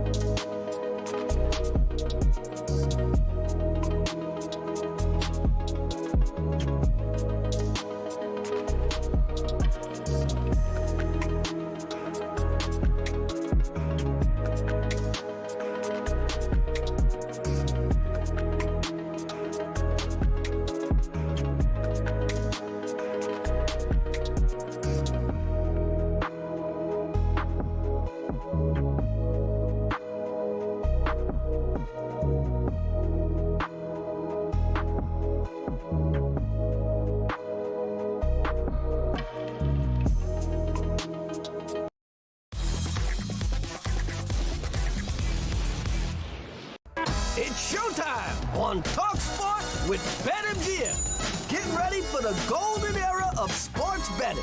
Visit betmgm.co.uk or download the app. 18 plus gambleaware.org. Let's catch up on all the odds thanks to BetMGM. Matt Gibson is going to do just that for us. Matt, good morning to you. Let's start at Wimbledon. What are you thinking? Yeah, morning lads. The competition's really taking shape. We've got the second and third favourites in the betting for the gents and the ladies competition in action today. Djokovic takes on Diminor, Sinner takes on Dimitrov, Andreeva takes on Navarro, and Swiatek takes on Towson. That fourfold, gents, is as short as 29 to 20. So the bookies really expecting the heavy hitters in the betting to do the business. Top of the betting for the gents in the ladies competition, Carlos obviously takes on Cam Norrie tomorrow, and Sabalenka's in action. I think the double gents is really hard to look past. Sabalenka and Alcaraz to win the whole thing at 14 to 5. I don't think there's anything that I've seen that suggests that that's not nearly a sure thing, to be honest with you. So yeah, I think the bookies are certainly thinking that the favourites are close to bulletproof. You think that, Simon, that the favourites, men's and women's, more or less bulletproof? What to win the tournament? Yeah. I mean, I've tipped Sinner. Yeah. So no, I don't. You're saying that they're bulletproof, but maybe not, Matt.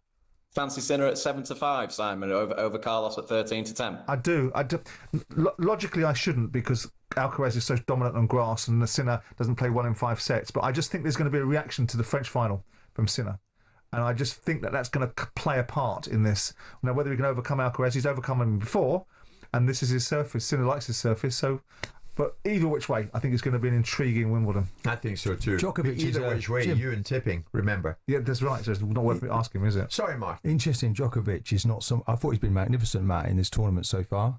Djokovic 9 to 2, Martin. So plenty bigger than the other two in the betting. Yeah, but we're talking about who's going to win this. And at the end of the day, and I think he's still got an outside chance of winning it. He's looked magnificent. He's put people away in this tournament so far. It might be this one last big go at it He's 38 years of age now, isn't he? He's just remarkable athlete, so supple, powers back. He had the operation on his knee last year. Do you remember they had that bandage on his knee throughout? This time looks a whole lot more clinical. Djokovic? I think I must be honest. I think it's Alcaraz or Sinner. I think Djokovic is fabulous. He's been fabulous for a long time, but we've now got a new generation of players. Yeah. And Djokovic, nothing goes on forever. Not even Alexander Usyk. So neither will Novak Djokovic. Yeah. Where are you at with the Club World Cup then, Matt? Has it devalued football in your eyes? I think Bayern Munich and Man City might be a little bit upset about the injuries or the setbacks that have taken place throughout the competition. But PSG are 13-10 favourites to win the whole thing. We think the winner's going to come out of that PSG Real Madrid semi. Real Madrid 9-5, Chelsea 5-2, Fluminense a big price at 12-1. With regards to it devaluing football, like I just mentioned just then, I think in any other summer, Musiala wouldn't get the leg break in what is a pre-season tournament. Rodri would be resting and rehabbing rather than playing 4 games in 2 weeks. I think we hear that Reece James might have picked up a small knock as well. Maybe some of the clubs that are playing in it for obviously a big check, maybe they're feeling a little bit sour that they might have to go back into the market and replace some top talent because of the injuries sustained in what is a pre-season tournament. Injuries can happen in pre-season tournaments, can't they? They can happen. It can happen anywhere, can't they? Pre-season training. Let's touch on F1 before you leave us, Matt. What's your thinking on that one? Yeah, well, a great day for Lando yesterday, winning his first British Grand Prix. He's made it two on the spin. He's really sort of making up a little bit of ground on Piastri at the top. Piastri is still favourite to win the whole thing at 17-10. But Lando's only 8 points behind at 13-10 to get Belgium at Spa in 3 weeks' time. Lando's on a hat-trick. Potentially the value is to back Lando for the whole thing now. If he wins at Spa and goes past Piastri, I think the price would have gone for him. So 13-10 for any Lando backers who were really impressed with him yesterday. Matt, thank you very much indeed. That was a look at the latest odds thanks to BetMGM. Visit betmgm.co.uk or download the app. 18 plus, begambleaware.org. It's showtime on talkSPORT with BetMGM. Keep things golden with responsible play at betmgm.co.uk. 18 plus, gambleaware.org. Simon, let's just keep on the theme of Wimbledon. It seems whatever the sport, does technology seemingly never cure all ails. We know that Wimbledon this year, the tournament's got rid of line judges in favour of automated Hawkeye-powered ELC system. And then we get to the match yesterday involving Kartal and Pavlyuchenkova. Kartal hit a shot. Let me put some meat in the bones here. Pavlyuchenkova was serving at 4-4 in the first set and holding game point. Kartal hit a shot which was clearly long, but no out call came from the automated Hawkeye system. The All England club later admitted that the system had been unintentionally deactivated on one side of the court for the entire game. So the chair umpire, and I heard Pat Cash in this last night, he was very strong in it. The chair umpire, Nico Hellworth, seeing that the ball was long, stopped the point, but rather than awarding it to Pavlyuchenkova, and he could have done because it was so obviously long, announced that he needed to check if the system was up and running and made a telephone call. After a delay, he announced that the system was, quotes, unable to track the last point and ordered the point to be replayed. And I think Pat Cash's point last night was just call it. Call it.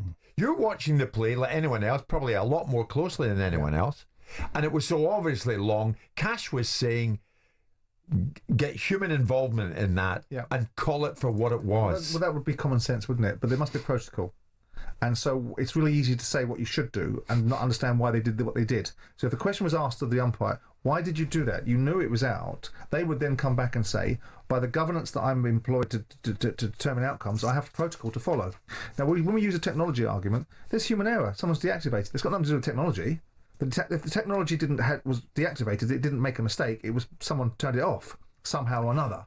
So the fact that why have we got technology in tennis?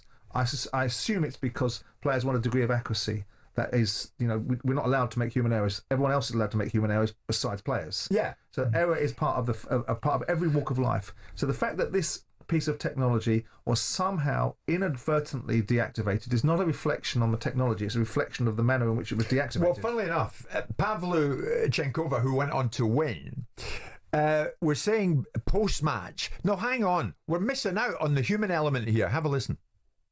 I think it's also difficult for him, as he probably was scared to take such a big decision. But I think they should. That's why they're there for sitting on the chair. That's why we have a champ. Otherwise, I think soon let's just play without them, right? And then we're going to have everything automatic. I think we're losing a little bit of this charm of actually having human being ball boys. And, you know, like during COVID, we didn't have ball boys. And then it just becomes a little bit weird and like robot sort of orientated. We have had players... Except, of course, when they're being unpleasant to the ball boys. And, you know, we've right, but that's another matter. We have had players over the weekend questioning the technology. Ones that have lost, yeah. And the accuracy of the technology. Ones that have lost, yeah. Raducanu protested one call during her defeat by Sabalenka on Friday.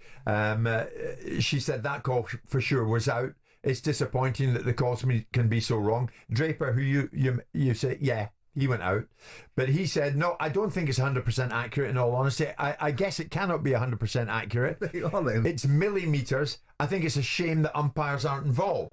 So he's saying what the very same Pavlyuchenkova is saying, get involved. He's saying what Pat Cash said last night. Are we saying, from the player's point of view, that the digital technology is less than the human eye?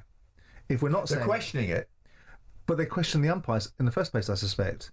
No, they're just asking for a participation from the umpire. They don't want that to disappear. Right. They want him to have the powers to actually make a decision for himself. Otherwise, it just seems like it's just just the machinery that is actually working, isn't it? But in this instance... It's quite tricky if you're in the stand, But actually. in this instance, it's nothing to do... I mean, this is a protocol, and it's a ridiculous protocol, it would seem.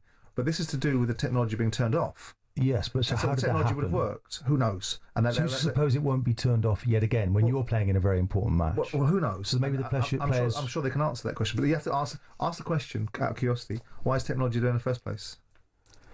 Because they couldn't rely on the line judges, could they? Completely 100%. The players are saying, Simon, this thing's not quite accurate. It's not quite accurate. Neither is a human eye. So there must be a reason. I'm for it or against it. Do you not think the Cash was right, though, Simon? If the umpire sees that it's such a long... Yeah. But I hear shot over the baseline. Of course, he's right. But just step in and say, "I saw it was out." Common sense would prevail. But I'm assuming the umpire must have a reason why they couldn't do it. Now, the law may be an ass. It may be that the protocols that are in place need to be revisited. Protocol, right? So when you say what the umpire should have done, right? I'm sure there's plenty of times during Pat Cash's career people could point out the bleeding obvious to him about what he should have done, and he'd go, "Well, actually, well, fair enough, I should have done that." But there must be a reason why something so blatantly stupid, in most of people's eyes, wasn't done. Well, look, it's new equipment that they're using. I was sat not far back from where the umpire was, and every time the ball was out, it would flash red. And there were occasions during the game that I was watching with Emma Raducanu that the ball on the tram line was not being shouted out. We just had to assume that it went out. But the red light that flashed in front of the umpire gave me the decision before everybody else. But that's not right. So they don't call out on every decision, and they should do. So I'd like that cleared up. But it'd be fascinating to see, because the players are very powerful. The ATP is very powerful. Oh, yeah. They would have been involved in these discussions and involved in the idea of using the technology. So I'm curious to see what they had to say about it. You assume that, don't you? Because I know that they're very. I know that they're very vociferous, and they've spoken about breaking up the tour. Djokovic is very at the front of it. So there's lots of things going on with the ATP where they're very clearly involved, and they're not telling people what they don't want to do. They're telling people how they want to make things better. Debbie Jevons, the chair of the All England Club, I remember Debbie actually when she was at the EFL for a period of time. Indeed. She's hit back at the critics, though. So it's funny, isn't it? Because when we did have linesmen, when we were constantly asked, why didn't we have electronic line calling? Because it's more accurate. Like they're doing the rest of the tour. The players wanted it because they were asking us for it. Well, so why do we have linesmen? Now we have it in situ. We have to think of innovation. And we're just moving with what the players expect. These are just teething problems, aren't they? They're just teething problems with a new system that's coming in. That's what it is. So then why don't people... So then why do we have to have this vociferous condemnation then? So why do we have to emotion around sport is what you want, isn't it? You want people to be in their interviews, so they're expressing their view. Yeah, but you want objectivity, don't you? Well, you don't want whining. She was very annoyed by that. She went on to win the set. She won the set, but she put it out of her mind. But she felt like she was robbed of a point. Well, she won the point. But could have destabilised her. They played the point she had to again, play she won it. it. Yeah, but she had to play it. She'd already won it. She had to play it again. She wasn't happy with that. I think they played the point again. She lost it, didn't she? But the fact of the matter is, and I kind of see where she's coming from. She won the game. She won the game. Call it for what it is and move on. Yeah, the umpire should have done that. The umpire should have done that. And clearly that. But now they've moved on the conversation. That clearly is a point that can be made. But the conversation, like everything else, it gets extrapolated into something else and turned into something else because people don't, now that you've got technology, like Debbie Jevons has just said, now you're not happy with technology, now you want the lines people back. So why did someone turn off the system then? Who the bloody hell knows, Martin? Well, it was an accident. No, it can't happen again. It was Baron Greenback from Danger Mouse that pulled the plug out. We'll never know. Anyway, Pavlyuchenkova won it. And we'll see where it goes with technology. And we'll see where she goes next. We're live in talkSPORT with Selco, where the trade goes.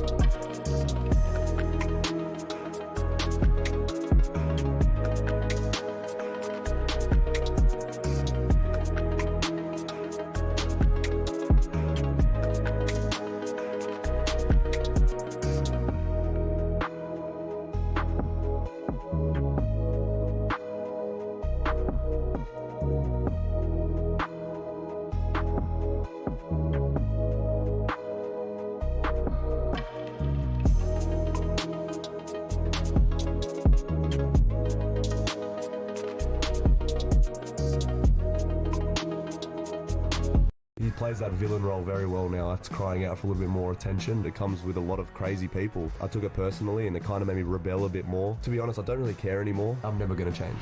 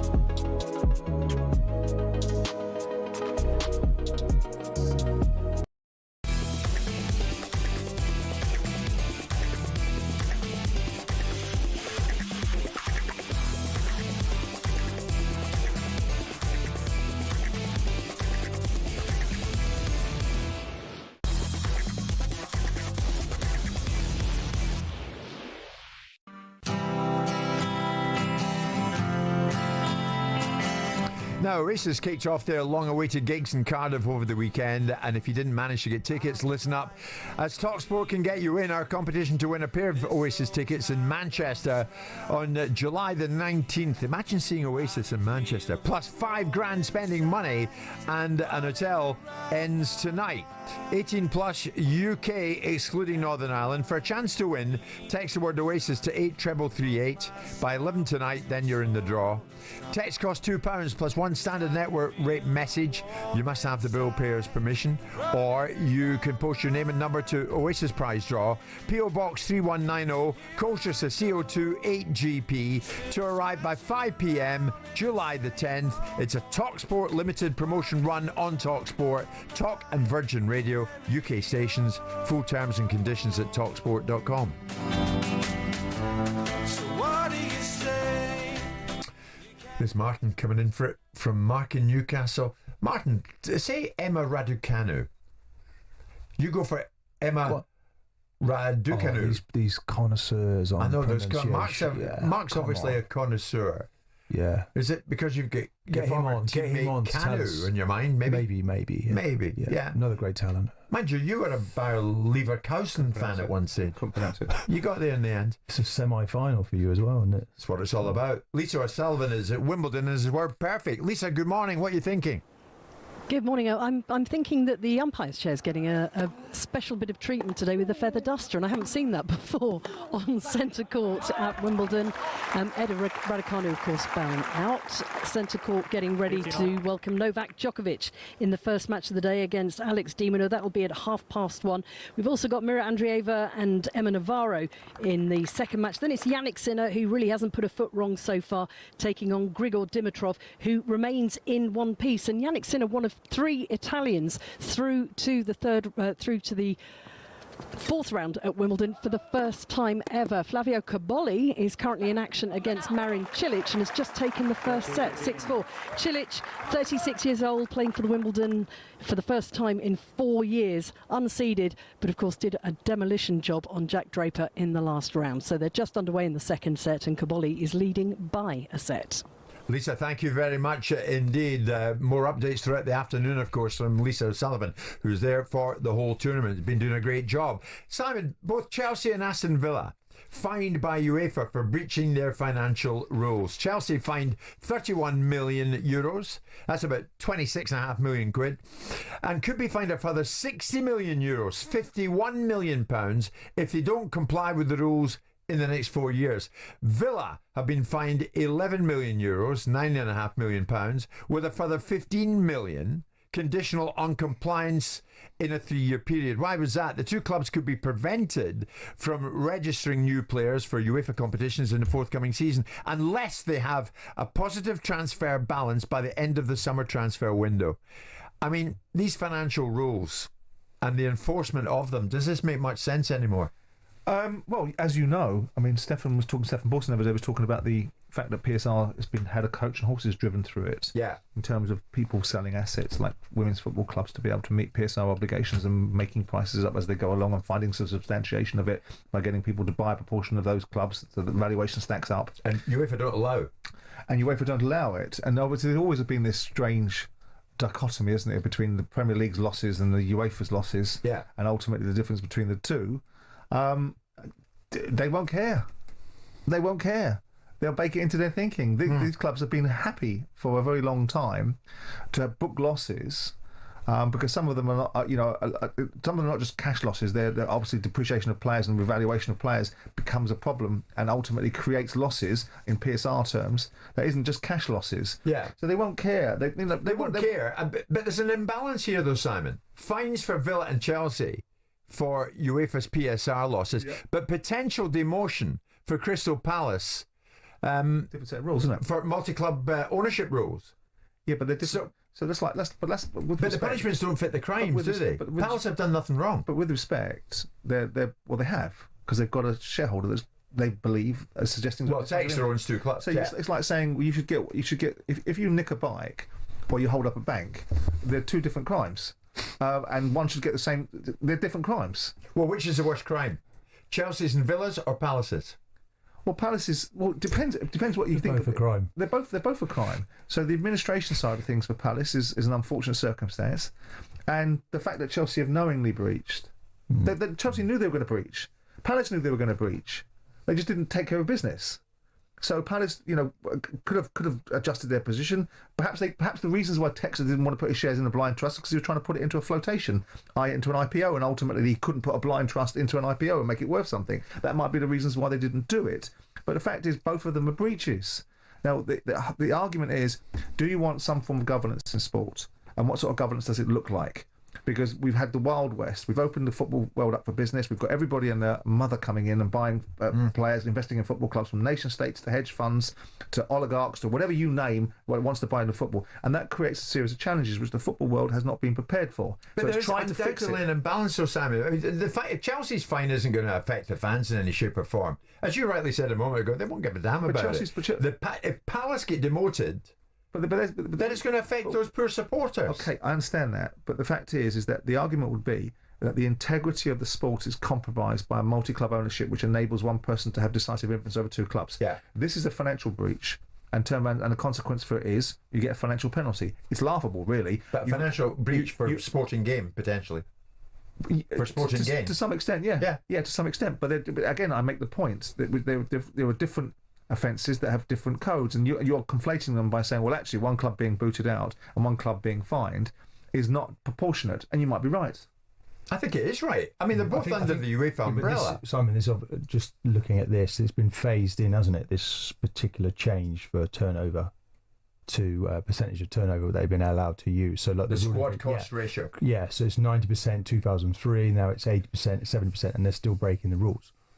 So that's why they're paying what they're paying. But why is it different, Simon, from the Premier League to the UEFA? Who knows? Why did the Premier League bring VAR in a year later than other leagues?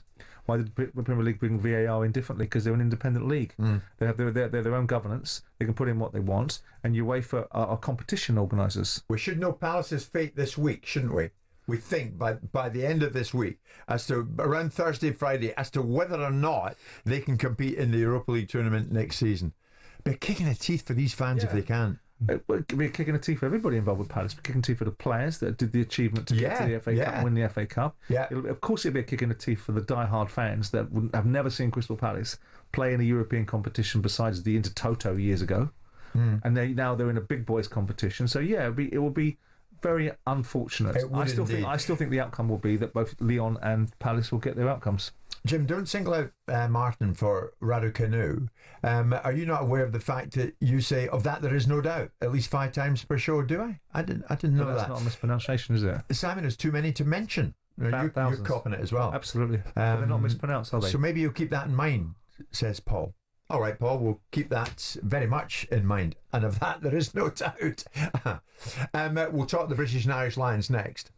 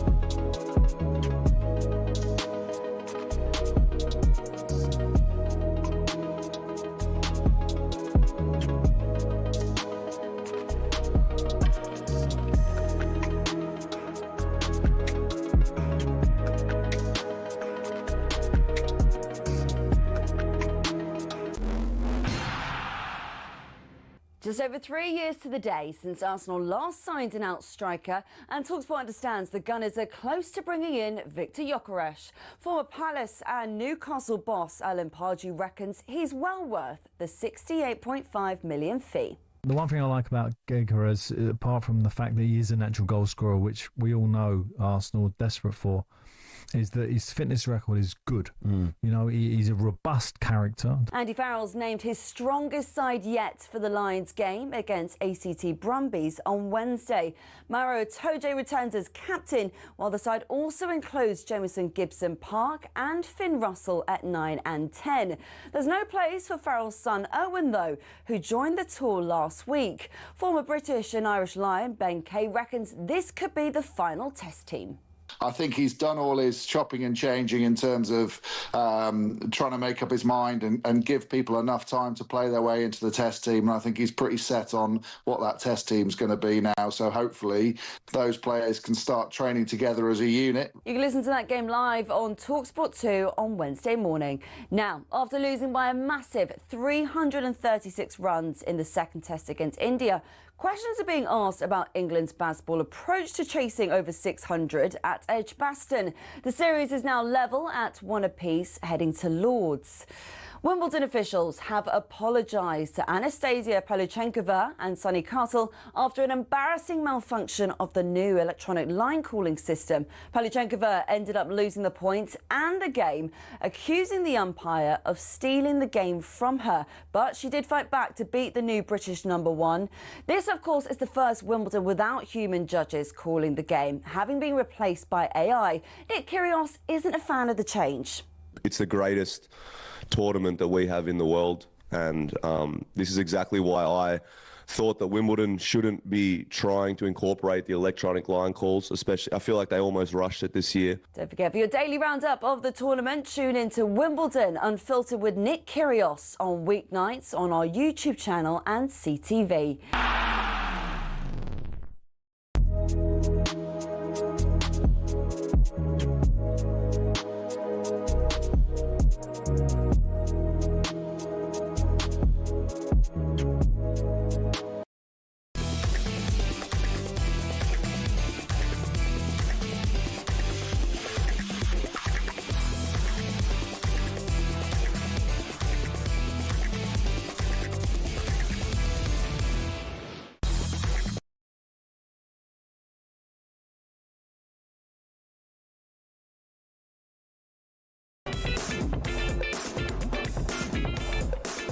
Good afternoon, everybody. It's just gone 12 noon this Monday lunchtime. We're into Monday afternoon and we're getting through the month of July, are we not? Flying through it. Monday, July the 7th. It's Jim White and it's Simon Jordan alongside Arsenal invincible Martin Keown, who has stepped out of the studio for a brief moment, Simon.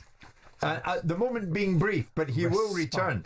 And I'll tell you why he stepped out, because I'm delighted to say, while Mr. Keown has gone, his seat continues to be warmed by former Scotland rugby lock forward Jim Hamilton is with us this lunch. James, good afternoon to you, mate. How are we doing, James? I'll take that. That's what I was told back in the day when I was naughty. I often get that when people say to me, you know, do you prefer Jim or James? But I don't know about you. I became Jim way long ago. I can't even remember when. No, it's a funny old name, isn't it? Hamish in Scotland as well. Seamus, Jimmy, Jim, James. I'll take any of them. But it's good to be a big fan of the show, so it's class to be back in the studio. Jim, we're delighted that you're with us. Of course, former Leicester Tigers, Saracens, Scotland lock, and part of the talkSPORT Lions team.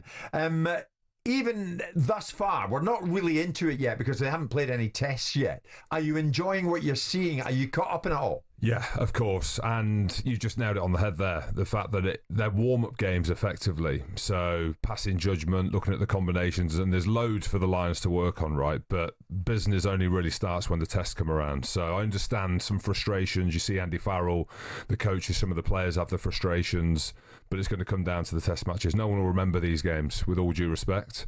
And we're a couple of games away now from it really heating up and why we're all here. Yeah, exactly. Are you surprised by some of the noise? I mean, the media interest is quite focused already, but the noise that's coming out of Joel Schmidt's mouth about not wanting players to be made available, England getting all aerated about the fact that they wanted certain players available so they can pitch up against them. Are you surprised with that, or was it just de rigueur and, you know, normal order. Yeah, it is a bit of normal order, and I was chatting to a few mates about it. I might have said it on the show, and the show that I do as well. It's a contact sport as well, right? So we saw the fly half for Australia go off on a stretcher at the weekend against Fiji, who are a horrible team to play against, and you've got to save your best players, and that's Andy Farrell's thing as well. I know he's looking at combinations, but from his perspective, he'll want to play against some of the Australian players as well to get a feel for them, because they've not played in a good few months as well. But it's all part of the narrative, all part of the story, all part of the build-up and stuff like that. And the pitch was wet at the weekend, but apparently it wasn't raining before the game, so someone's gone out there and sprayed the pitch. I like it. I like a little bit of the drama.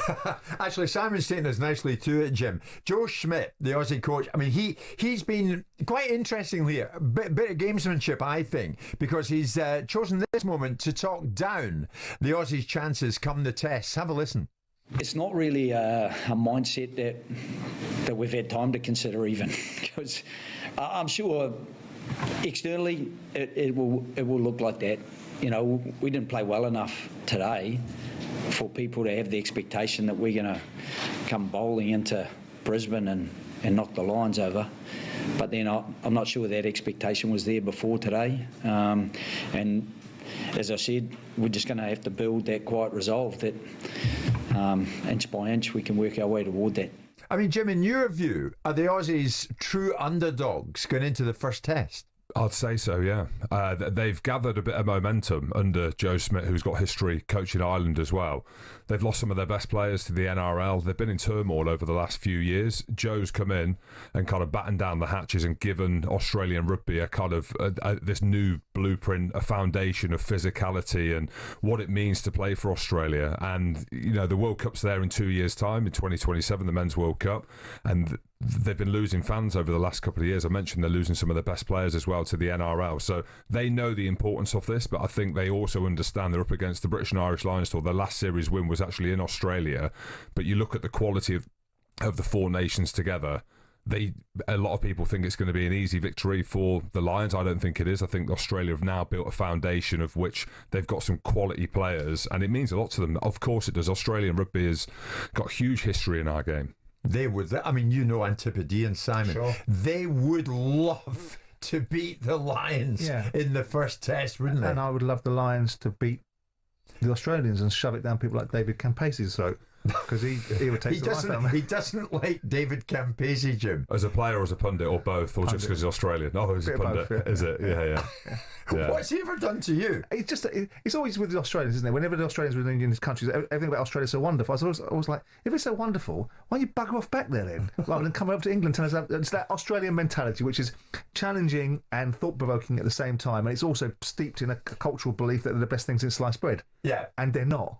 Are these warm-up games, are they really meaningless, Jim? Should we totally write off the fact that it was a fairly unimpressive win at the weekend there against the Waratahs? Was it unimpressive, but it doesn't mean anything? Not really. The next two are the big ones, yeah. And I don't want to belittle a game of rugby or any player that's played in it, because that might be the only game they play for the Lions or the only game they get to play against the Lions. But in terms of the quality of opposition, the Lions' hardest game was Argentina before they left in Dublin. Like, these are two of the weakest provinces in Super Rugby, but the next two games, they're the same. They're warm-up games, but they're quality opposition. Up against the Brumbies in Canberra, they beat them 12 years ago. Like, that was the only team, that the provincial side, that beat them. They're the best team in the Super competition from an Australian standpoint. And then they've got the Invitational game, which will be a mix between Australian and New Zealand players. And then now you'll start to see, like, the squad that's been picked for the game against the Brumbies. You're starting to see the combinations of what the test side will be. But ultimately, they're going to get judged on the series, right? That's it. Yeah. Everyone will forget what's gone before. Jim, we watched with interest as Andy Farrell, well, it wasn't just him, but it would be his nod, calling up Owen Farrell, father calling up son. Owen's a former teammate of yours, mate. Where do you stand on allegations of nepotism? I didn't know what that word was until I interviewed him. People started messaging me saying that that's exactly what it was, so I had to actually Google it. You'll have to excuse me. Yeah, my education in Coventry, just north of Aberdeen, we were talking about it. Look, I played with Owen. I've gone hot and cold on him, like, not on a personal level, probably more a professional level, because I wasn't used to playing with someone that drove standards like that and spoke to players within the squad and held them accountable. I'm not saying I played in a soft generation. I didn't play at Leicester with the likes of Martin Johnson and the greats of 2003. But for such a young man to be calling out his teammates on every little thing, and I found that quite uncomfortable as a player, but I absolutely now, in hindsight, saw what he was doing. He is a winner. He's a born winner. He's a Farrell. So you look at the stock that his dad comes from, and I understand the question marks, but look, if you were to take all the emotion out of it and you look solely at what we've seen from the British and Irish Lions tour this year round, is they're lacking a little bit of leadership. They're lacking a bit of, northern kind of hard grit, and Owen Farrell, you've got that in abundance. Whether or not he plays in the test matches or not, he doesn't care if he's been there for the whole time or if he's in there for a week. He'll call players. Same as you. Northern. Simon. Northern. He's a southern softie, Jim. Oh, is he? Okay. Totally. But you want to be a northerner? Northern. No, I don't want to be a bloody northerner. Yeah, but Sam, on this one, it's interesting. Jim's explained that well. But Dan Bigger, the former Lion in the Mail, he says, I don't have any problem about coaches picking their sons. So I'm not going to jump in on the nepotism bandwagon, but it will add to the noise. If Andy Farrell and the management team are expecting it to blow over quietly, then they're being naive here. Sure, for those that want to make a big deal out of it. If he's there on merit for a variety of different reasons, then he's there on merit. And people can make up arguments about nepotism. You could talk about it with Carlo Ancelotti bringing his son into football clubs and ultimately people thinking... But Owen Farrell is a top-class performer. Yeah, but he's been injured. He has been playing a lot. Right, but Farrell's a big boy. He knows the ramifications of picking his son. So all that will be washed away if the Lions do their job. Right. If they don't do their job, then it'll be part of the narrative, won't it? Keen to get your take on this. Maro Itoje, is he showing that he's captain material? The reason I asked Jim, maybe you heard it, Eddie Jones was on with us the other day, and he had questioned in the past whether or not Maro Itoje was indeed captain material and erred on the side of maybe he's not. Then Jones changed his tune. Have a listen. Look, I think, players go through various stages of their career, and I think Maro has got to that more mature stage of his career where he's really comfortable in himself. And I think because of that, he's giving more of himself to his teammates. And certainly, his display in the last Six Nations as captain of England would point to the fact that I was 100% wrong in that statement. But I might have been right at that time. So he might have been right at that time. It told you another former teammate of yours. Are you having him as Lions captain?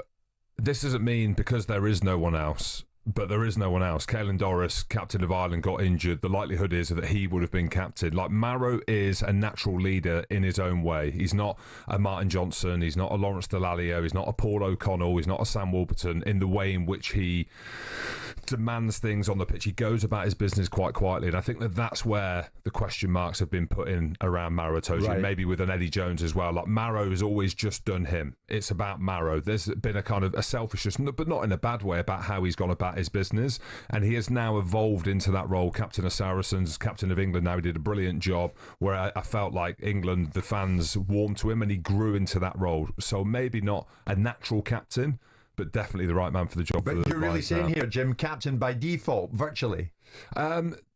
I don't know what Andy Farrell was thinking, but everything was around Caelan Doris being captain. But even if it's captain by default, it doesn't really matter now, does it? Because he is captain, and within the squad they've got an Ellis Genge who is more of the vocal, emotional, charged influence on the squad. But in Maro Itoje, you've got one of the greatest players of our generation who's leading the charge, and his influences on the game have been unbelievable in recent years. Simon, you'll be pleased that the Scots are making their mark, are you not? The Scots in the Lions, fellow Scots like Hamilton and White. 8 selected this year. Hugh Jones scored 2 tries in the win over the Waratahs. I mean, we're making, before he comes in with something facetious, we are making our mark, are we not, in this Lions squad? We are, and there's been question marks over some of the names like Duan van der McMurver and Sione Muktuapalotu and all of these things. But they're Scottish, there are Scots. Of course they are. They are. And we are making a mark on this tour, and rightly so, because, we haven't been we've not won the Grand Slam or we haven't won the Six Nations, but we've been one of the best teams over the last 2 or 3 years, and the heartbeat of that has been around the Scottish backline specifically. Yeah. You want to come in on that? About how pleased you are for the number of Scots making the if they're mark? contributing, they're valuable assets to the Lions. If they're not contributing, then they're Scottish. James, before you leave us, player welfare, the man who will come in and reassume that seat very shortly, an advocate for player welfare in the world of football, and a lot is said of it. I mean, we were talking before you came in about, I think no fewer than 10 Juventus players last week were asking to be subbed in the Club World Cup over in the US. The heat, a major factor. Where do you stand on player welfare? Do rugby players play too much rugby? 100%. It's an easy question for me to answer. I mean, what do you think as a rugby fan when you're watching a player play like that at the weekend and having to do that 30 times, 35 times a season? It's an easy question to answer. We've got a lot of work to do. Really? And Yeah. but what can they do? Well, you when you played, you wanted to be a Lion, you wanted to be selected, you wanted to play. You're opening a can of worms now. How long we got? Because it's a much longer conversation, because there's a commerciality around the game as well, isn't there? So if you need more games, you need bigger games, you need more Six Nations games, because the fans tell you that they're the games they want, because they're the ones that are sold out, the big TV deals, the World Cups. The Lions, let's do it every year because there's an interest around it, but you can't do that. And it's like, how many games are too many? And yet we're still uncomfortable to actually go out there and say, right, if a male rugby player plays 20 games a year, that should be the limit, because we have this kind of battle between the commerciality of the game and player welfare and safety. But I'm in between that. I was at World Rugby for 2 years. I'm now out of that position. I've been over in the States with the Dallas Cowboys looking at what they're doing in the NFL to try and protect their players, because I'm a big advocate on trying to future-proof our game, but also protect my peers and have solutions of what we could do to make the game better, but also the safety element around that, also being a father of 4. Jim, some good points in there, mate. We'll do it another time. Thank you for your contribution, mate. And remember, talkSPORT is the place to go. Exclusive radio commentary of the British and Irish Lions tour of Australia Down Under. Jim Hamilton with us live on Jim White and Simon Jordan. We're with you with Selco, where the trade goes.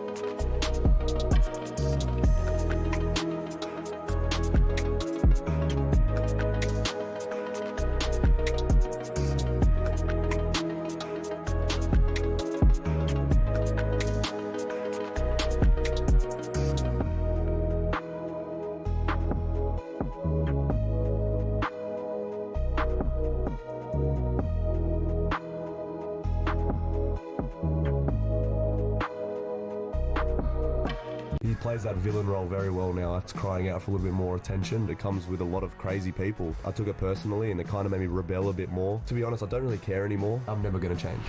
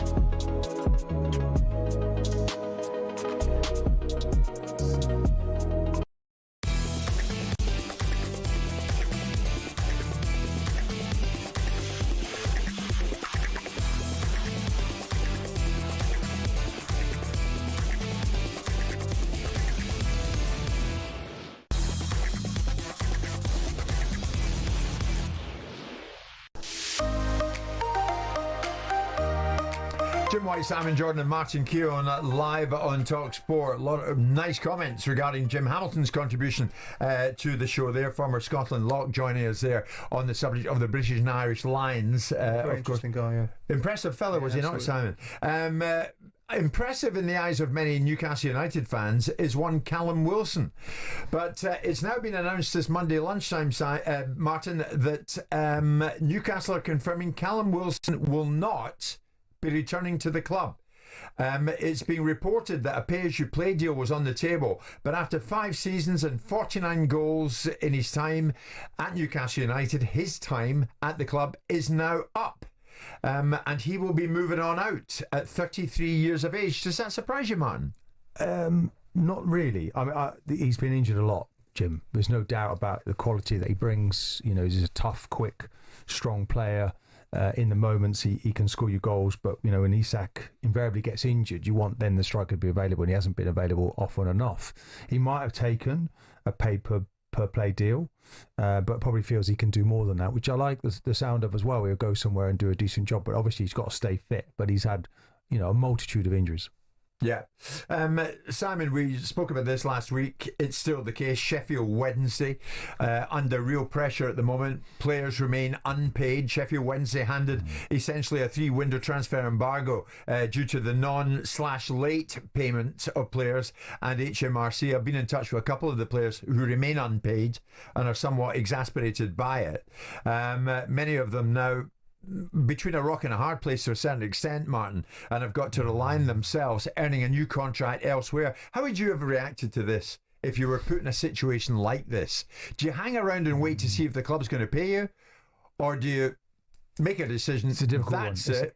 Yeah, it's difficult. I mean, the players, they have mortgages to pay, they have bills to pay. The club are going to pay them. So, you know, but if they continue to being late, though. Yeah. No, it's not the way to operate. I mean, we aren't talking about people that are going to soup kitchens, but the fact of the matter is it's their money, it's their contract, they should be paid. But they're going to get paid because they're a secured creditor, so they have to be paid. But the question is when. Yes, of course. But the fact is that they're not being paid. It's not ideal. The owner's clearly in a situation where he's they can terminate their contracts under FIFA rules. Yeah, and then make some free agents so they can go and get double their money somewhere else because there's no transfer fees available to them if they're that good. So it presents them with a different opportunity if that's what they want to take. You know, if indeed it's a couple of weeks late or a month late, it's not ideal, it's not right, but we are talking about people that are not on the minimum salary. Of course. Of course. Context. Is it down to you backing yourself as a player, though, Martin? As Simon says, you can move. You can move. Get your agent busy. I suppose that's what they're exposed to. You know, so there is a clause there the player can leave, and there will be players that are good enough to attract other clubs. You know, at the end of the day, though, like where everybody wants loyalty.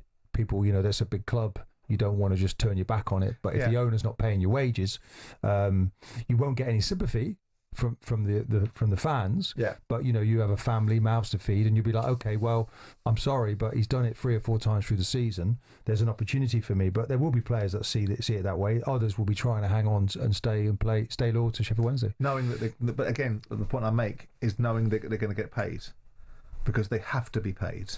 The only way they don't get paid is if Sheffield Wednesday were liquidated, and that's not going to happen. So as a secured creditor, as a preferential preferred creditor secured under the football creditor policy, you can't not pay the players. So it's not a case of we're not going to get paid, it's a case of we're getting paid late, which is not right. The owner's got a responsibility to meet these obligations, but therein is the economics of football. There is the challenges of football. No doubt. In the course of this week, we'll probably end up, Simon, speaking to a friend of ours on this show, Atuna Licali, the owner of Hull City. Hull City have been placed under transfer embargo by the EFL until the end of summer 2026 due to late non-payments of transfer fees owed to other clubs. Yeah. Now, Atune's in a bit of a pickle with this. One of those centred around a £1 million unpaid payment for the loan of the winger Louis Barry. Hull say they intend to appeal. Hull owe Villa £1 million on this one. What can happen though, Simon, when cash flow issues hit for the owner? What can be done? I mean, change the governance around the sport so that people have to put more bonds up, or change the direction of how football clubs are owned. But this is the challenge. But football clubs are no different to any other business. You might not like to hear it, but businesses run out of money sometimes. Of course. Businesses struggle. The only businesses that don't seem to be allowed to struggle are football clubs. What can you do? There's one option to take the key away.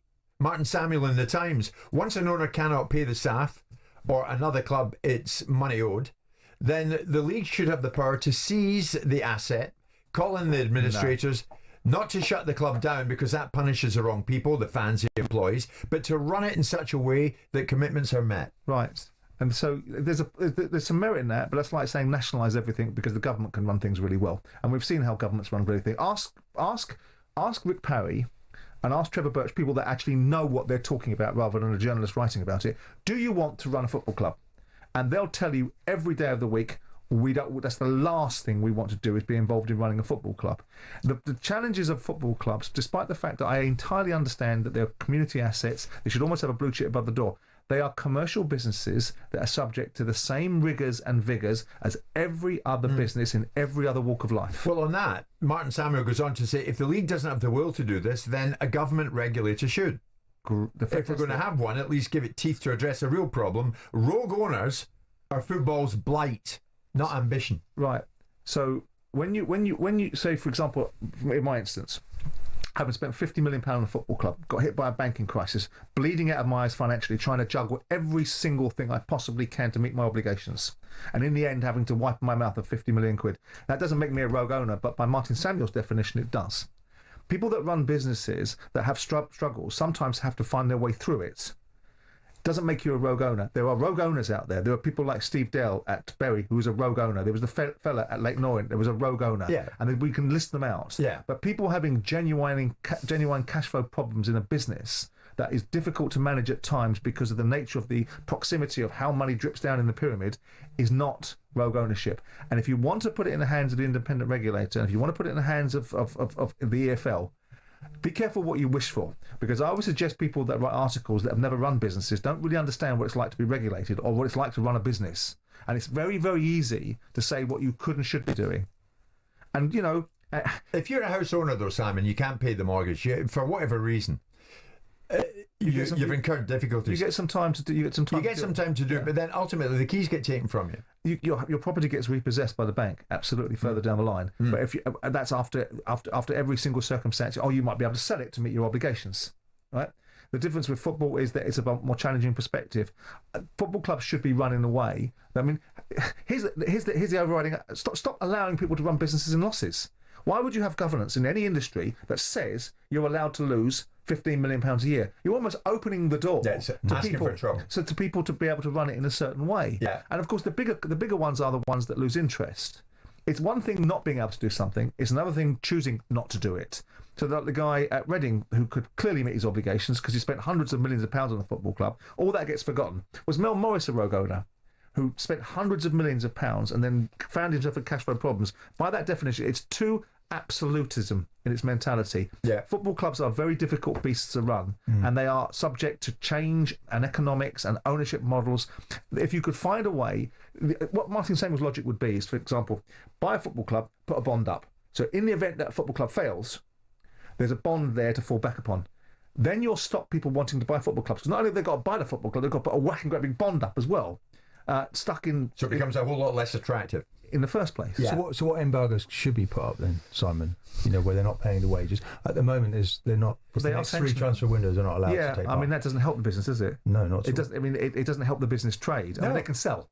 They can't buy. Yeah. So they can't improve their position, so they can't get better in the league. We will keep an eye on Sheffield Wednesday, of course we will. And we will see if Achune Kali cares to join us this week on the show. Hull City owner incurring problems of their own. We're at 12:30 this Monday lunchtime, courtesy of Selco, where the trade goes.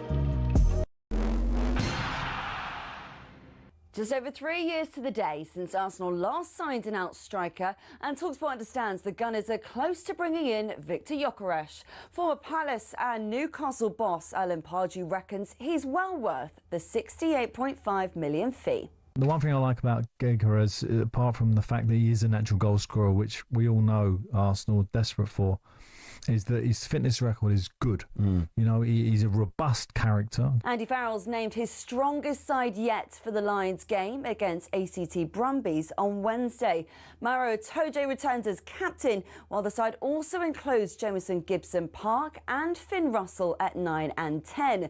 Wimbledon officials have apologised to Anastasia Paluchenkova and Sonny Castle after an embarrassing malfunction of the new electronic line calling system. Paluchenkova ended up losing the points and the game, accusing the umpire of stealing the game from her. Nick Kyrgios isn't a fan of the change.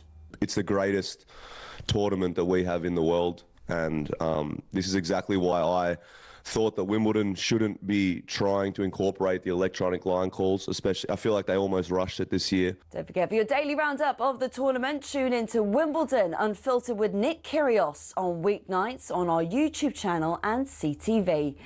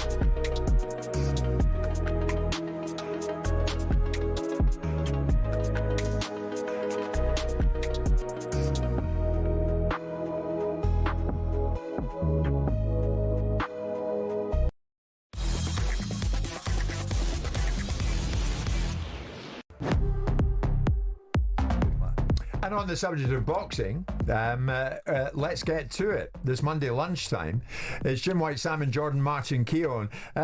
Over the last 48 hours or so, we watched with interest as a man in Riyadh, Saudi Arabia, Turki Al Sheikh, confirmed that Tyson Fury will be making a return to boxing next year. Tyson retired in January, you'll remember, the fifth retirement of his career in actual fact. And that announcement came shortly after losing to Usyk in a rematch for the unified heavyweight world titles. Fury insists that the retirement is for good. But then Turki Al Sheikh over the weekend on Twitter, the Gypsy King will be back. I talked with him and I have his word to have him in Riyadh season 2026. We have a rabbit to hunt. Interesting, rabbit. What does that allude to? Surely not Alexander Usyk. Well, Tyson Fury then took to Instagram April the 18th, 2026, Wembley Stadium, the trilogy. It must be Fury Usyk 3. So, where does Frank Warren, top boxing promoter and promoter in the UK of Tyson Fury, where does Frank fit into all this? Let's ask him. Frank, good afternoon.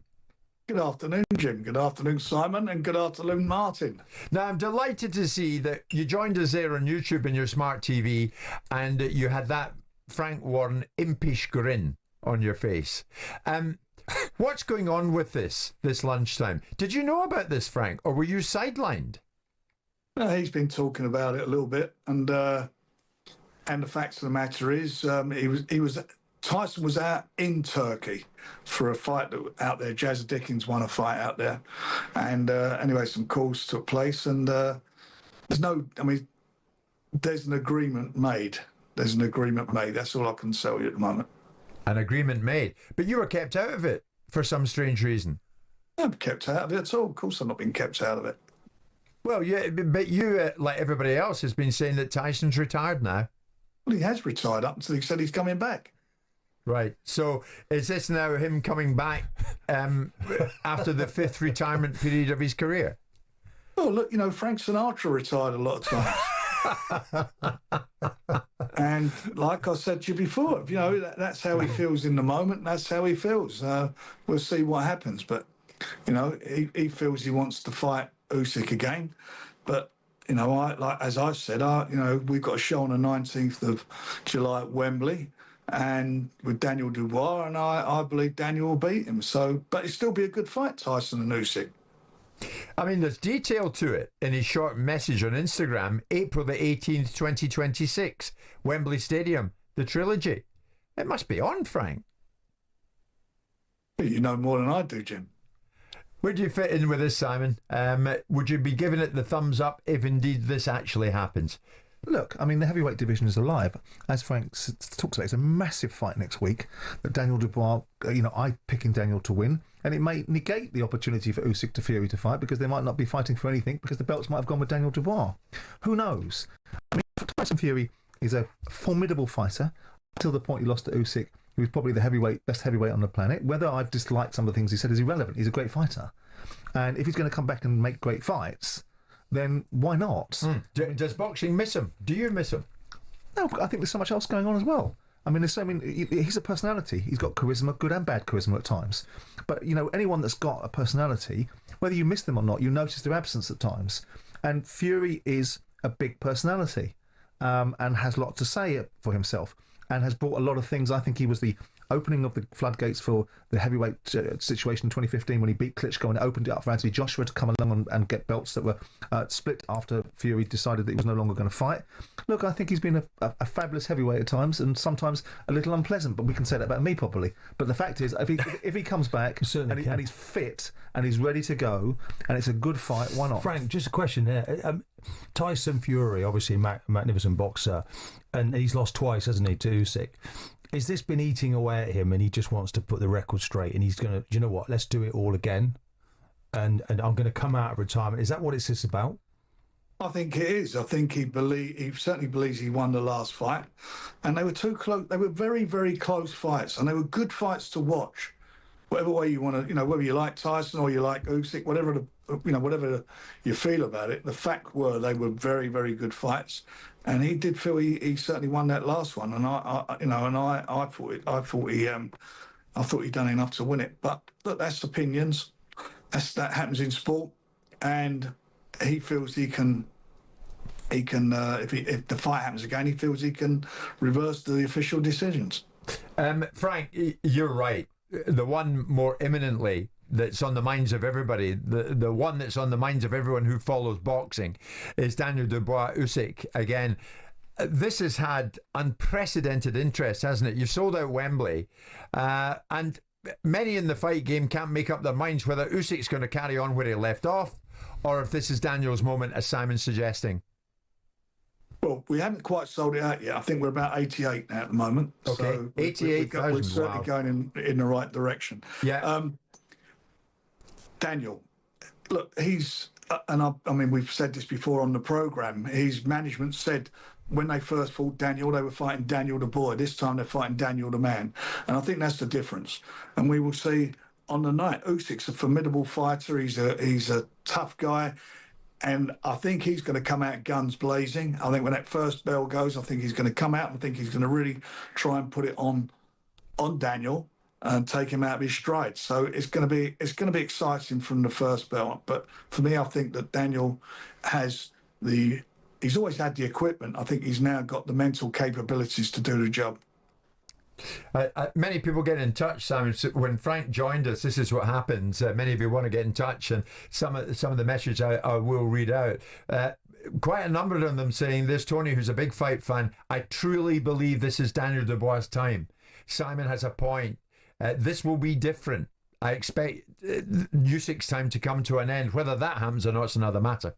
Well, I mean, I don't know what Frank thinks, and I mean, maybe it's a difficult question to ask him because he's vested interest in Daniel. For me, I think that if Usyk is 2 or 3% off of what he's been previously, and Daniel Dubois is the best version of himself, then he wins.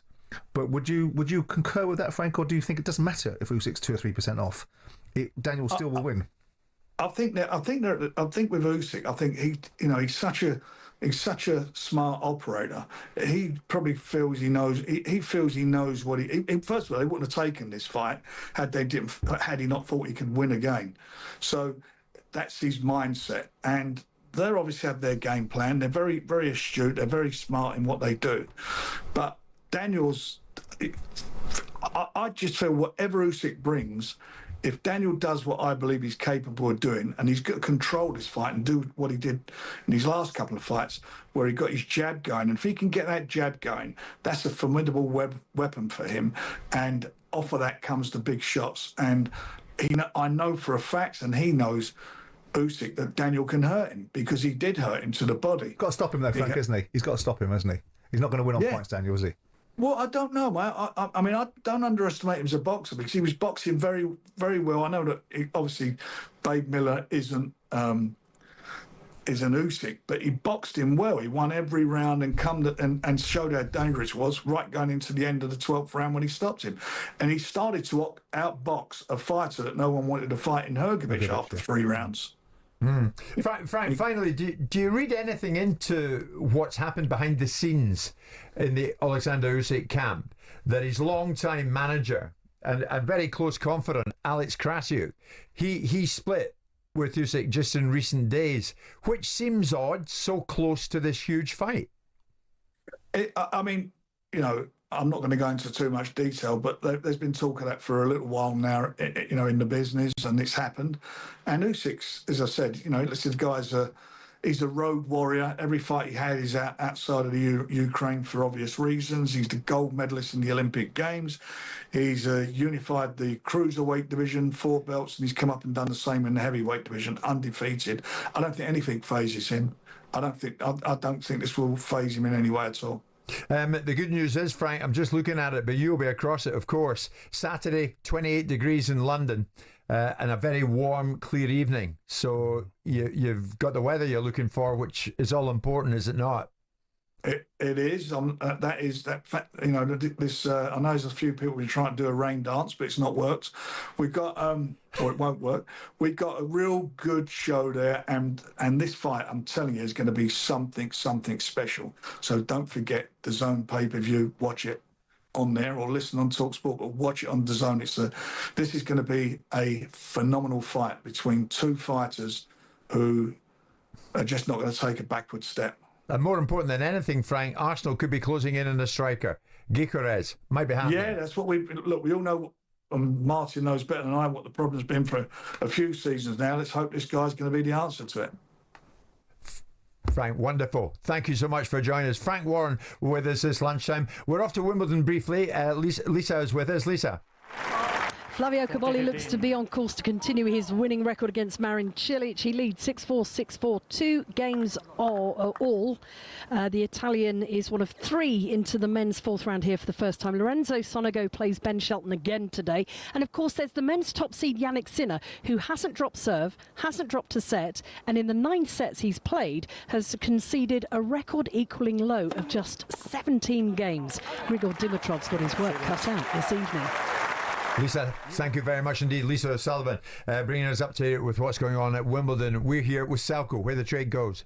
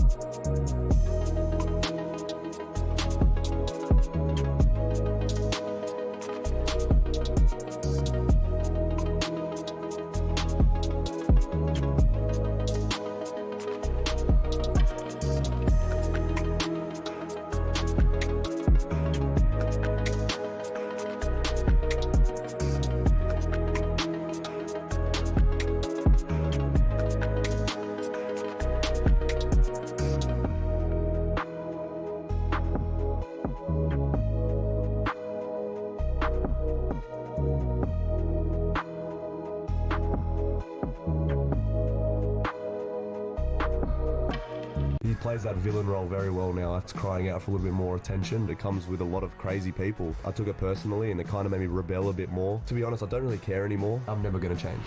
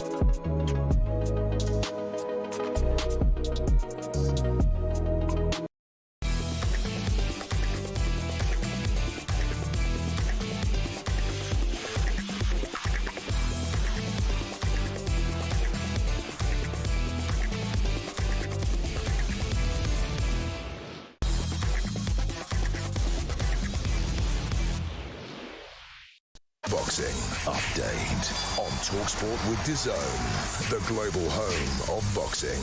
Buy now at dazn.com/boxing. And on the subject of boxing, Edgar Berlanga and Hamza Shiraz headline a stack card from New York with Shakur Stevenson defending his WBC lightweight title against William Zepeda this Sunday, live only on DAZN. Buy now at DAZN.com/boxing. It's time for this. Get in the bin! On talkSPORT with Keep Britain Tidy. Cigarette butts are rubbish. Bin your butts. We've come to like this feature in conjunction with Keep Britain Tidy, and we all have an obligation to do that, I have to say. We all took our litter off the train from Nantwich to Euston yesterday. Did you? Good citizens of the planet that we are, and I'd like to see more people do that, but that's just me on a personal note. So time now for a feature with Keep Britain Tidy, and what we're going to do is look at an issue, look at a subject matter, and if we think that this particular subject matter should go in the bin, we well and truly put it in the bin and keep Britain tidy. And the subject matter is dynamic pricing in international football, or in football in general. Simon, let me tell you, standard admission for tomorrow's Club World Cup semi-final between Chelsea and Fluminense has seen huge price swings in a very short space of time. Tickets for the fixture at the MetLife Stadium were reduced, wait for it Martin, to $13 on Saturday. $13.40 to be precise. Having been priced at $473.90 less than 72 hours earlier. Tickets in the more expensive lower ring also dropped down to $44.50. So this is surge pricing in reverse then, isn't it? That's exactly what I'm saying. Have an issue with that thing. So the moral of the story is buy tickets 24 hours before the game. Yeah, but if you bought it 72 hours before... Don't then. I know don't then. But, I mean, dynamic prices in the game. I mean, is it the case you've got to take the rough with the smooth as a buyer? Well, it's like surge pricing in the airline industry, isn't it? You watch it, you can't take your kids out of school, and the moment school holidays come around, up go the airline prices. It's a fact of commercial business, whether you like it or you don't. And so in sporting terms, why would sport be any different from any other industry? Jim, it just echoes the point, doesn't it, at the beginning when I said that nobody really wants to watch this tournament. Nobody really wants to play in it at the moment in its current guise. Eventually, I see it as being a top competition, but right now it's probably in the wrong place, isn't it, to get bums on seats? Probably the venue was the wrong venue, and I think FIFA will no doubt look at that very closely, but it's too damn late for that. Yeah, I mean, it'd be interesting to see what the reasoning was. I mean, obviously they had the World Cup coming in 2026. I don't know whether it was a 2-for-1 deal that was done. And the benefits were there for all to be seen. Whether it's something else that was part of the equation, I don't know. I do agree that the first major World Club Championships of this significance perhaps should have been in a traditional, hotbed of football. Yes, and it might have. People would still be complaining about the amount of games, but you wouldn't be arguing about the heat, and you wouldn't be arguing about stadiums that weren't full of traditional football fans because the American market is dominated by the NFL, the NBA, and whatever else, and the baseball leagues.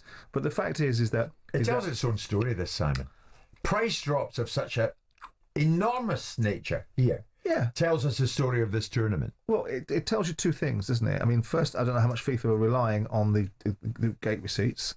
And how much of a proof of concept this was for them, because the first thing is how something starts is not invariably as it ends. If everything improves, one would assume it's going to improve. But you want bums and seats. Well, yes, you do. But I remember being out in Qatar and stadiums weren't full at group qualifying stages. So we can pack it in because the idea that everything is bad about this tournament is not right. Plenty of instances, Bayern Munich beat Auckland 10-0. Yeah, England beat Iran 6-0. Was that any more compelling then? The next Club World Cup will probably be in Qatar. Stadium's still there. Well, the way Infantino cozies up to power and money, yes. Yeah. But you have no issue really of this kind of dynamic pricing. And my God, if this isn't dynamic, I don't know what is. Well, I do. I think a price should be a price, but that's not how commerce works. And you can then flex it across all different industries. You can flex it across theatre tickets. You can flex it across any industry that provides something that has a supply and demand metric attached to it. Yeah. And make rarity. This is the polar opposite. You can't argue with this one. This is basically saying we haven't got any scarcity, so we're going to discount the tickets from you fools that bought it, 3 or 4 days ago. Oh yeah. And everyone will now learn a lesson and say, well, I'm paying $400 for that again. No, of course not. But it tells its own story, doesn't it, Martin? It does, and obviously the optics of no one being in the stadiums doesn't look good either. So they're trying to fill the packet out. Yeah. But right now, dropping the prices that much. It might tell you a story in fairness. The way they can do it. And what you're trying to create is a different story in the first instance, which was about surge pricing. We're now trying to create a story which is lack of demand. What might have been more reflective was to look at where the market was and say, what is the right pricing for this? Yeah. And stick with that pricing. So if the pricing was $30, $40, $50 a ticket, then that's what it was. Right. Rather than go $400 to £13 if that indeed was happened. Before we end up as to whether or not dynamic pricing ends up in the bin, and we'll do that in 1 second. Martin, it's probably my only chance I'll have to ask you. Chelsea Fluminense, PSG Real Madrid, down to the last 4. Who wins the thing? I think PSG. They'll cap it. They've been the best team in Europe, probably the best team in the world. It's about getting over the line, though, isn't it? It's survival of the fittest almost. Yeah. It's the most incredibly long season that we've ever seen and endured. If Chelsea win it, I don't really feel they'd be the best. They'd be named the best team in world football, but I think PSG probably deserve to, by and large, what they've done so far. In spite of 2 sendings off in the quarterfinals. Yeah, down to 9 players. Down to 9 players. So we shall see dynamic pricing in this instance. $473 down to $13. It's got to go in the bin, hasn't it? You want it to, yeah. Yes, because we've got to finish the feature tidily. And I mean tidily. So in the interest of keeping Britain tidy, dynamic pricing, get in the soddam bin. Martin Keown, wonderful today. Have a lovely time. Do we see you again soon? I've asked for 4 weeks off, as you know. Have you? Yes. My way, pundits' welfare. We don't see you for a month. No. Oh my God. Yes. Get yourself a break, Jim. I'm going to get over that. I'll never know. Hang on, I'm over it. I shall see you tomorrow at 10. Indeed. In the meantime, this Monday lunch, and Martin, thank you in all seriousness. Pleasure. In the meantime, we're coming up till 1 o'clock this Monday lunchtime. Get in the bin on talkSPORT with Keep Britain Tidy. Cigarette butts are rubbish. Bin your butts.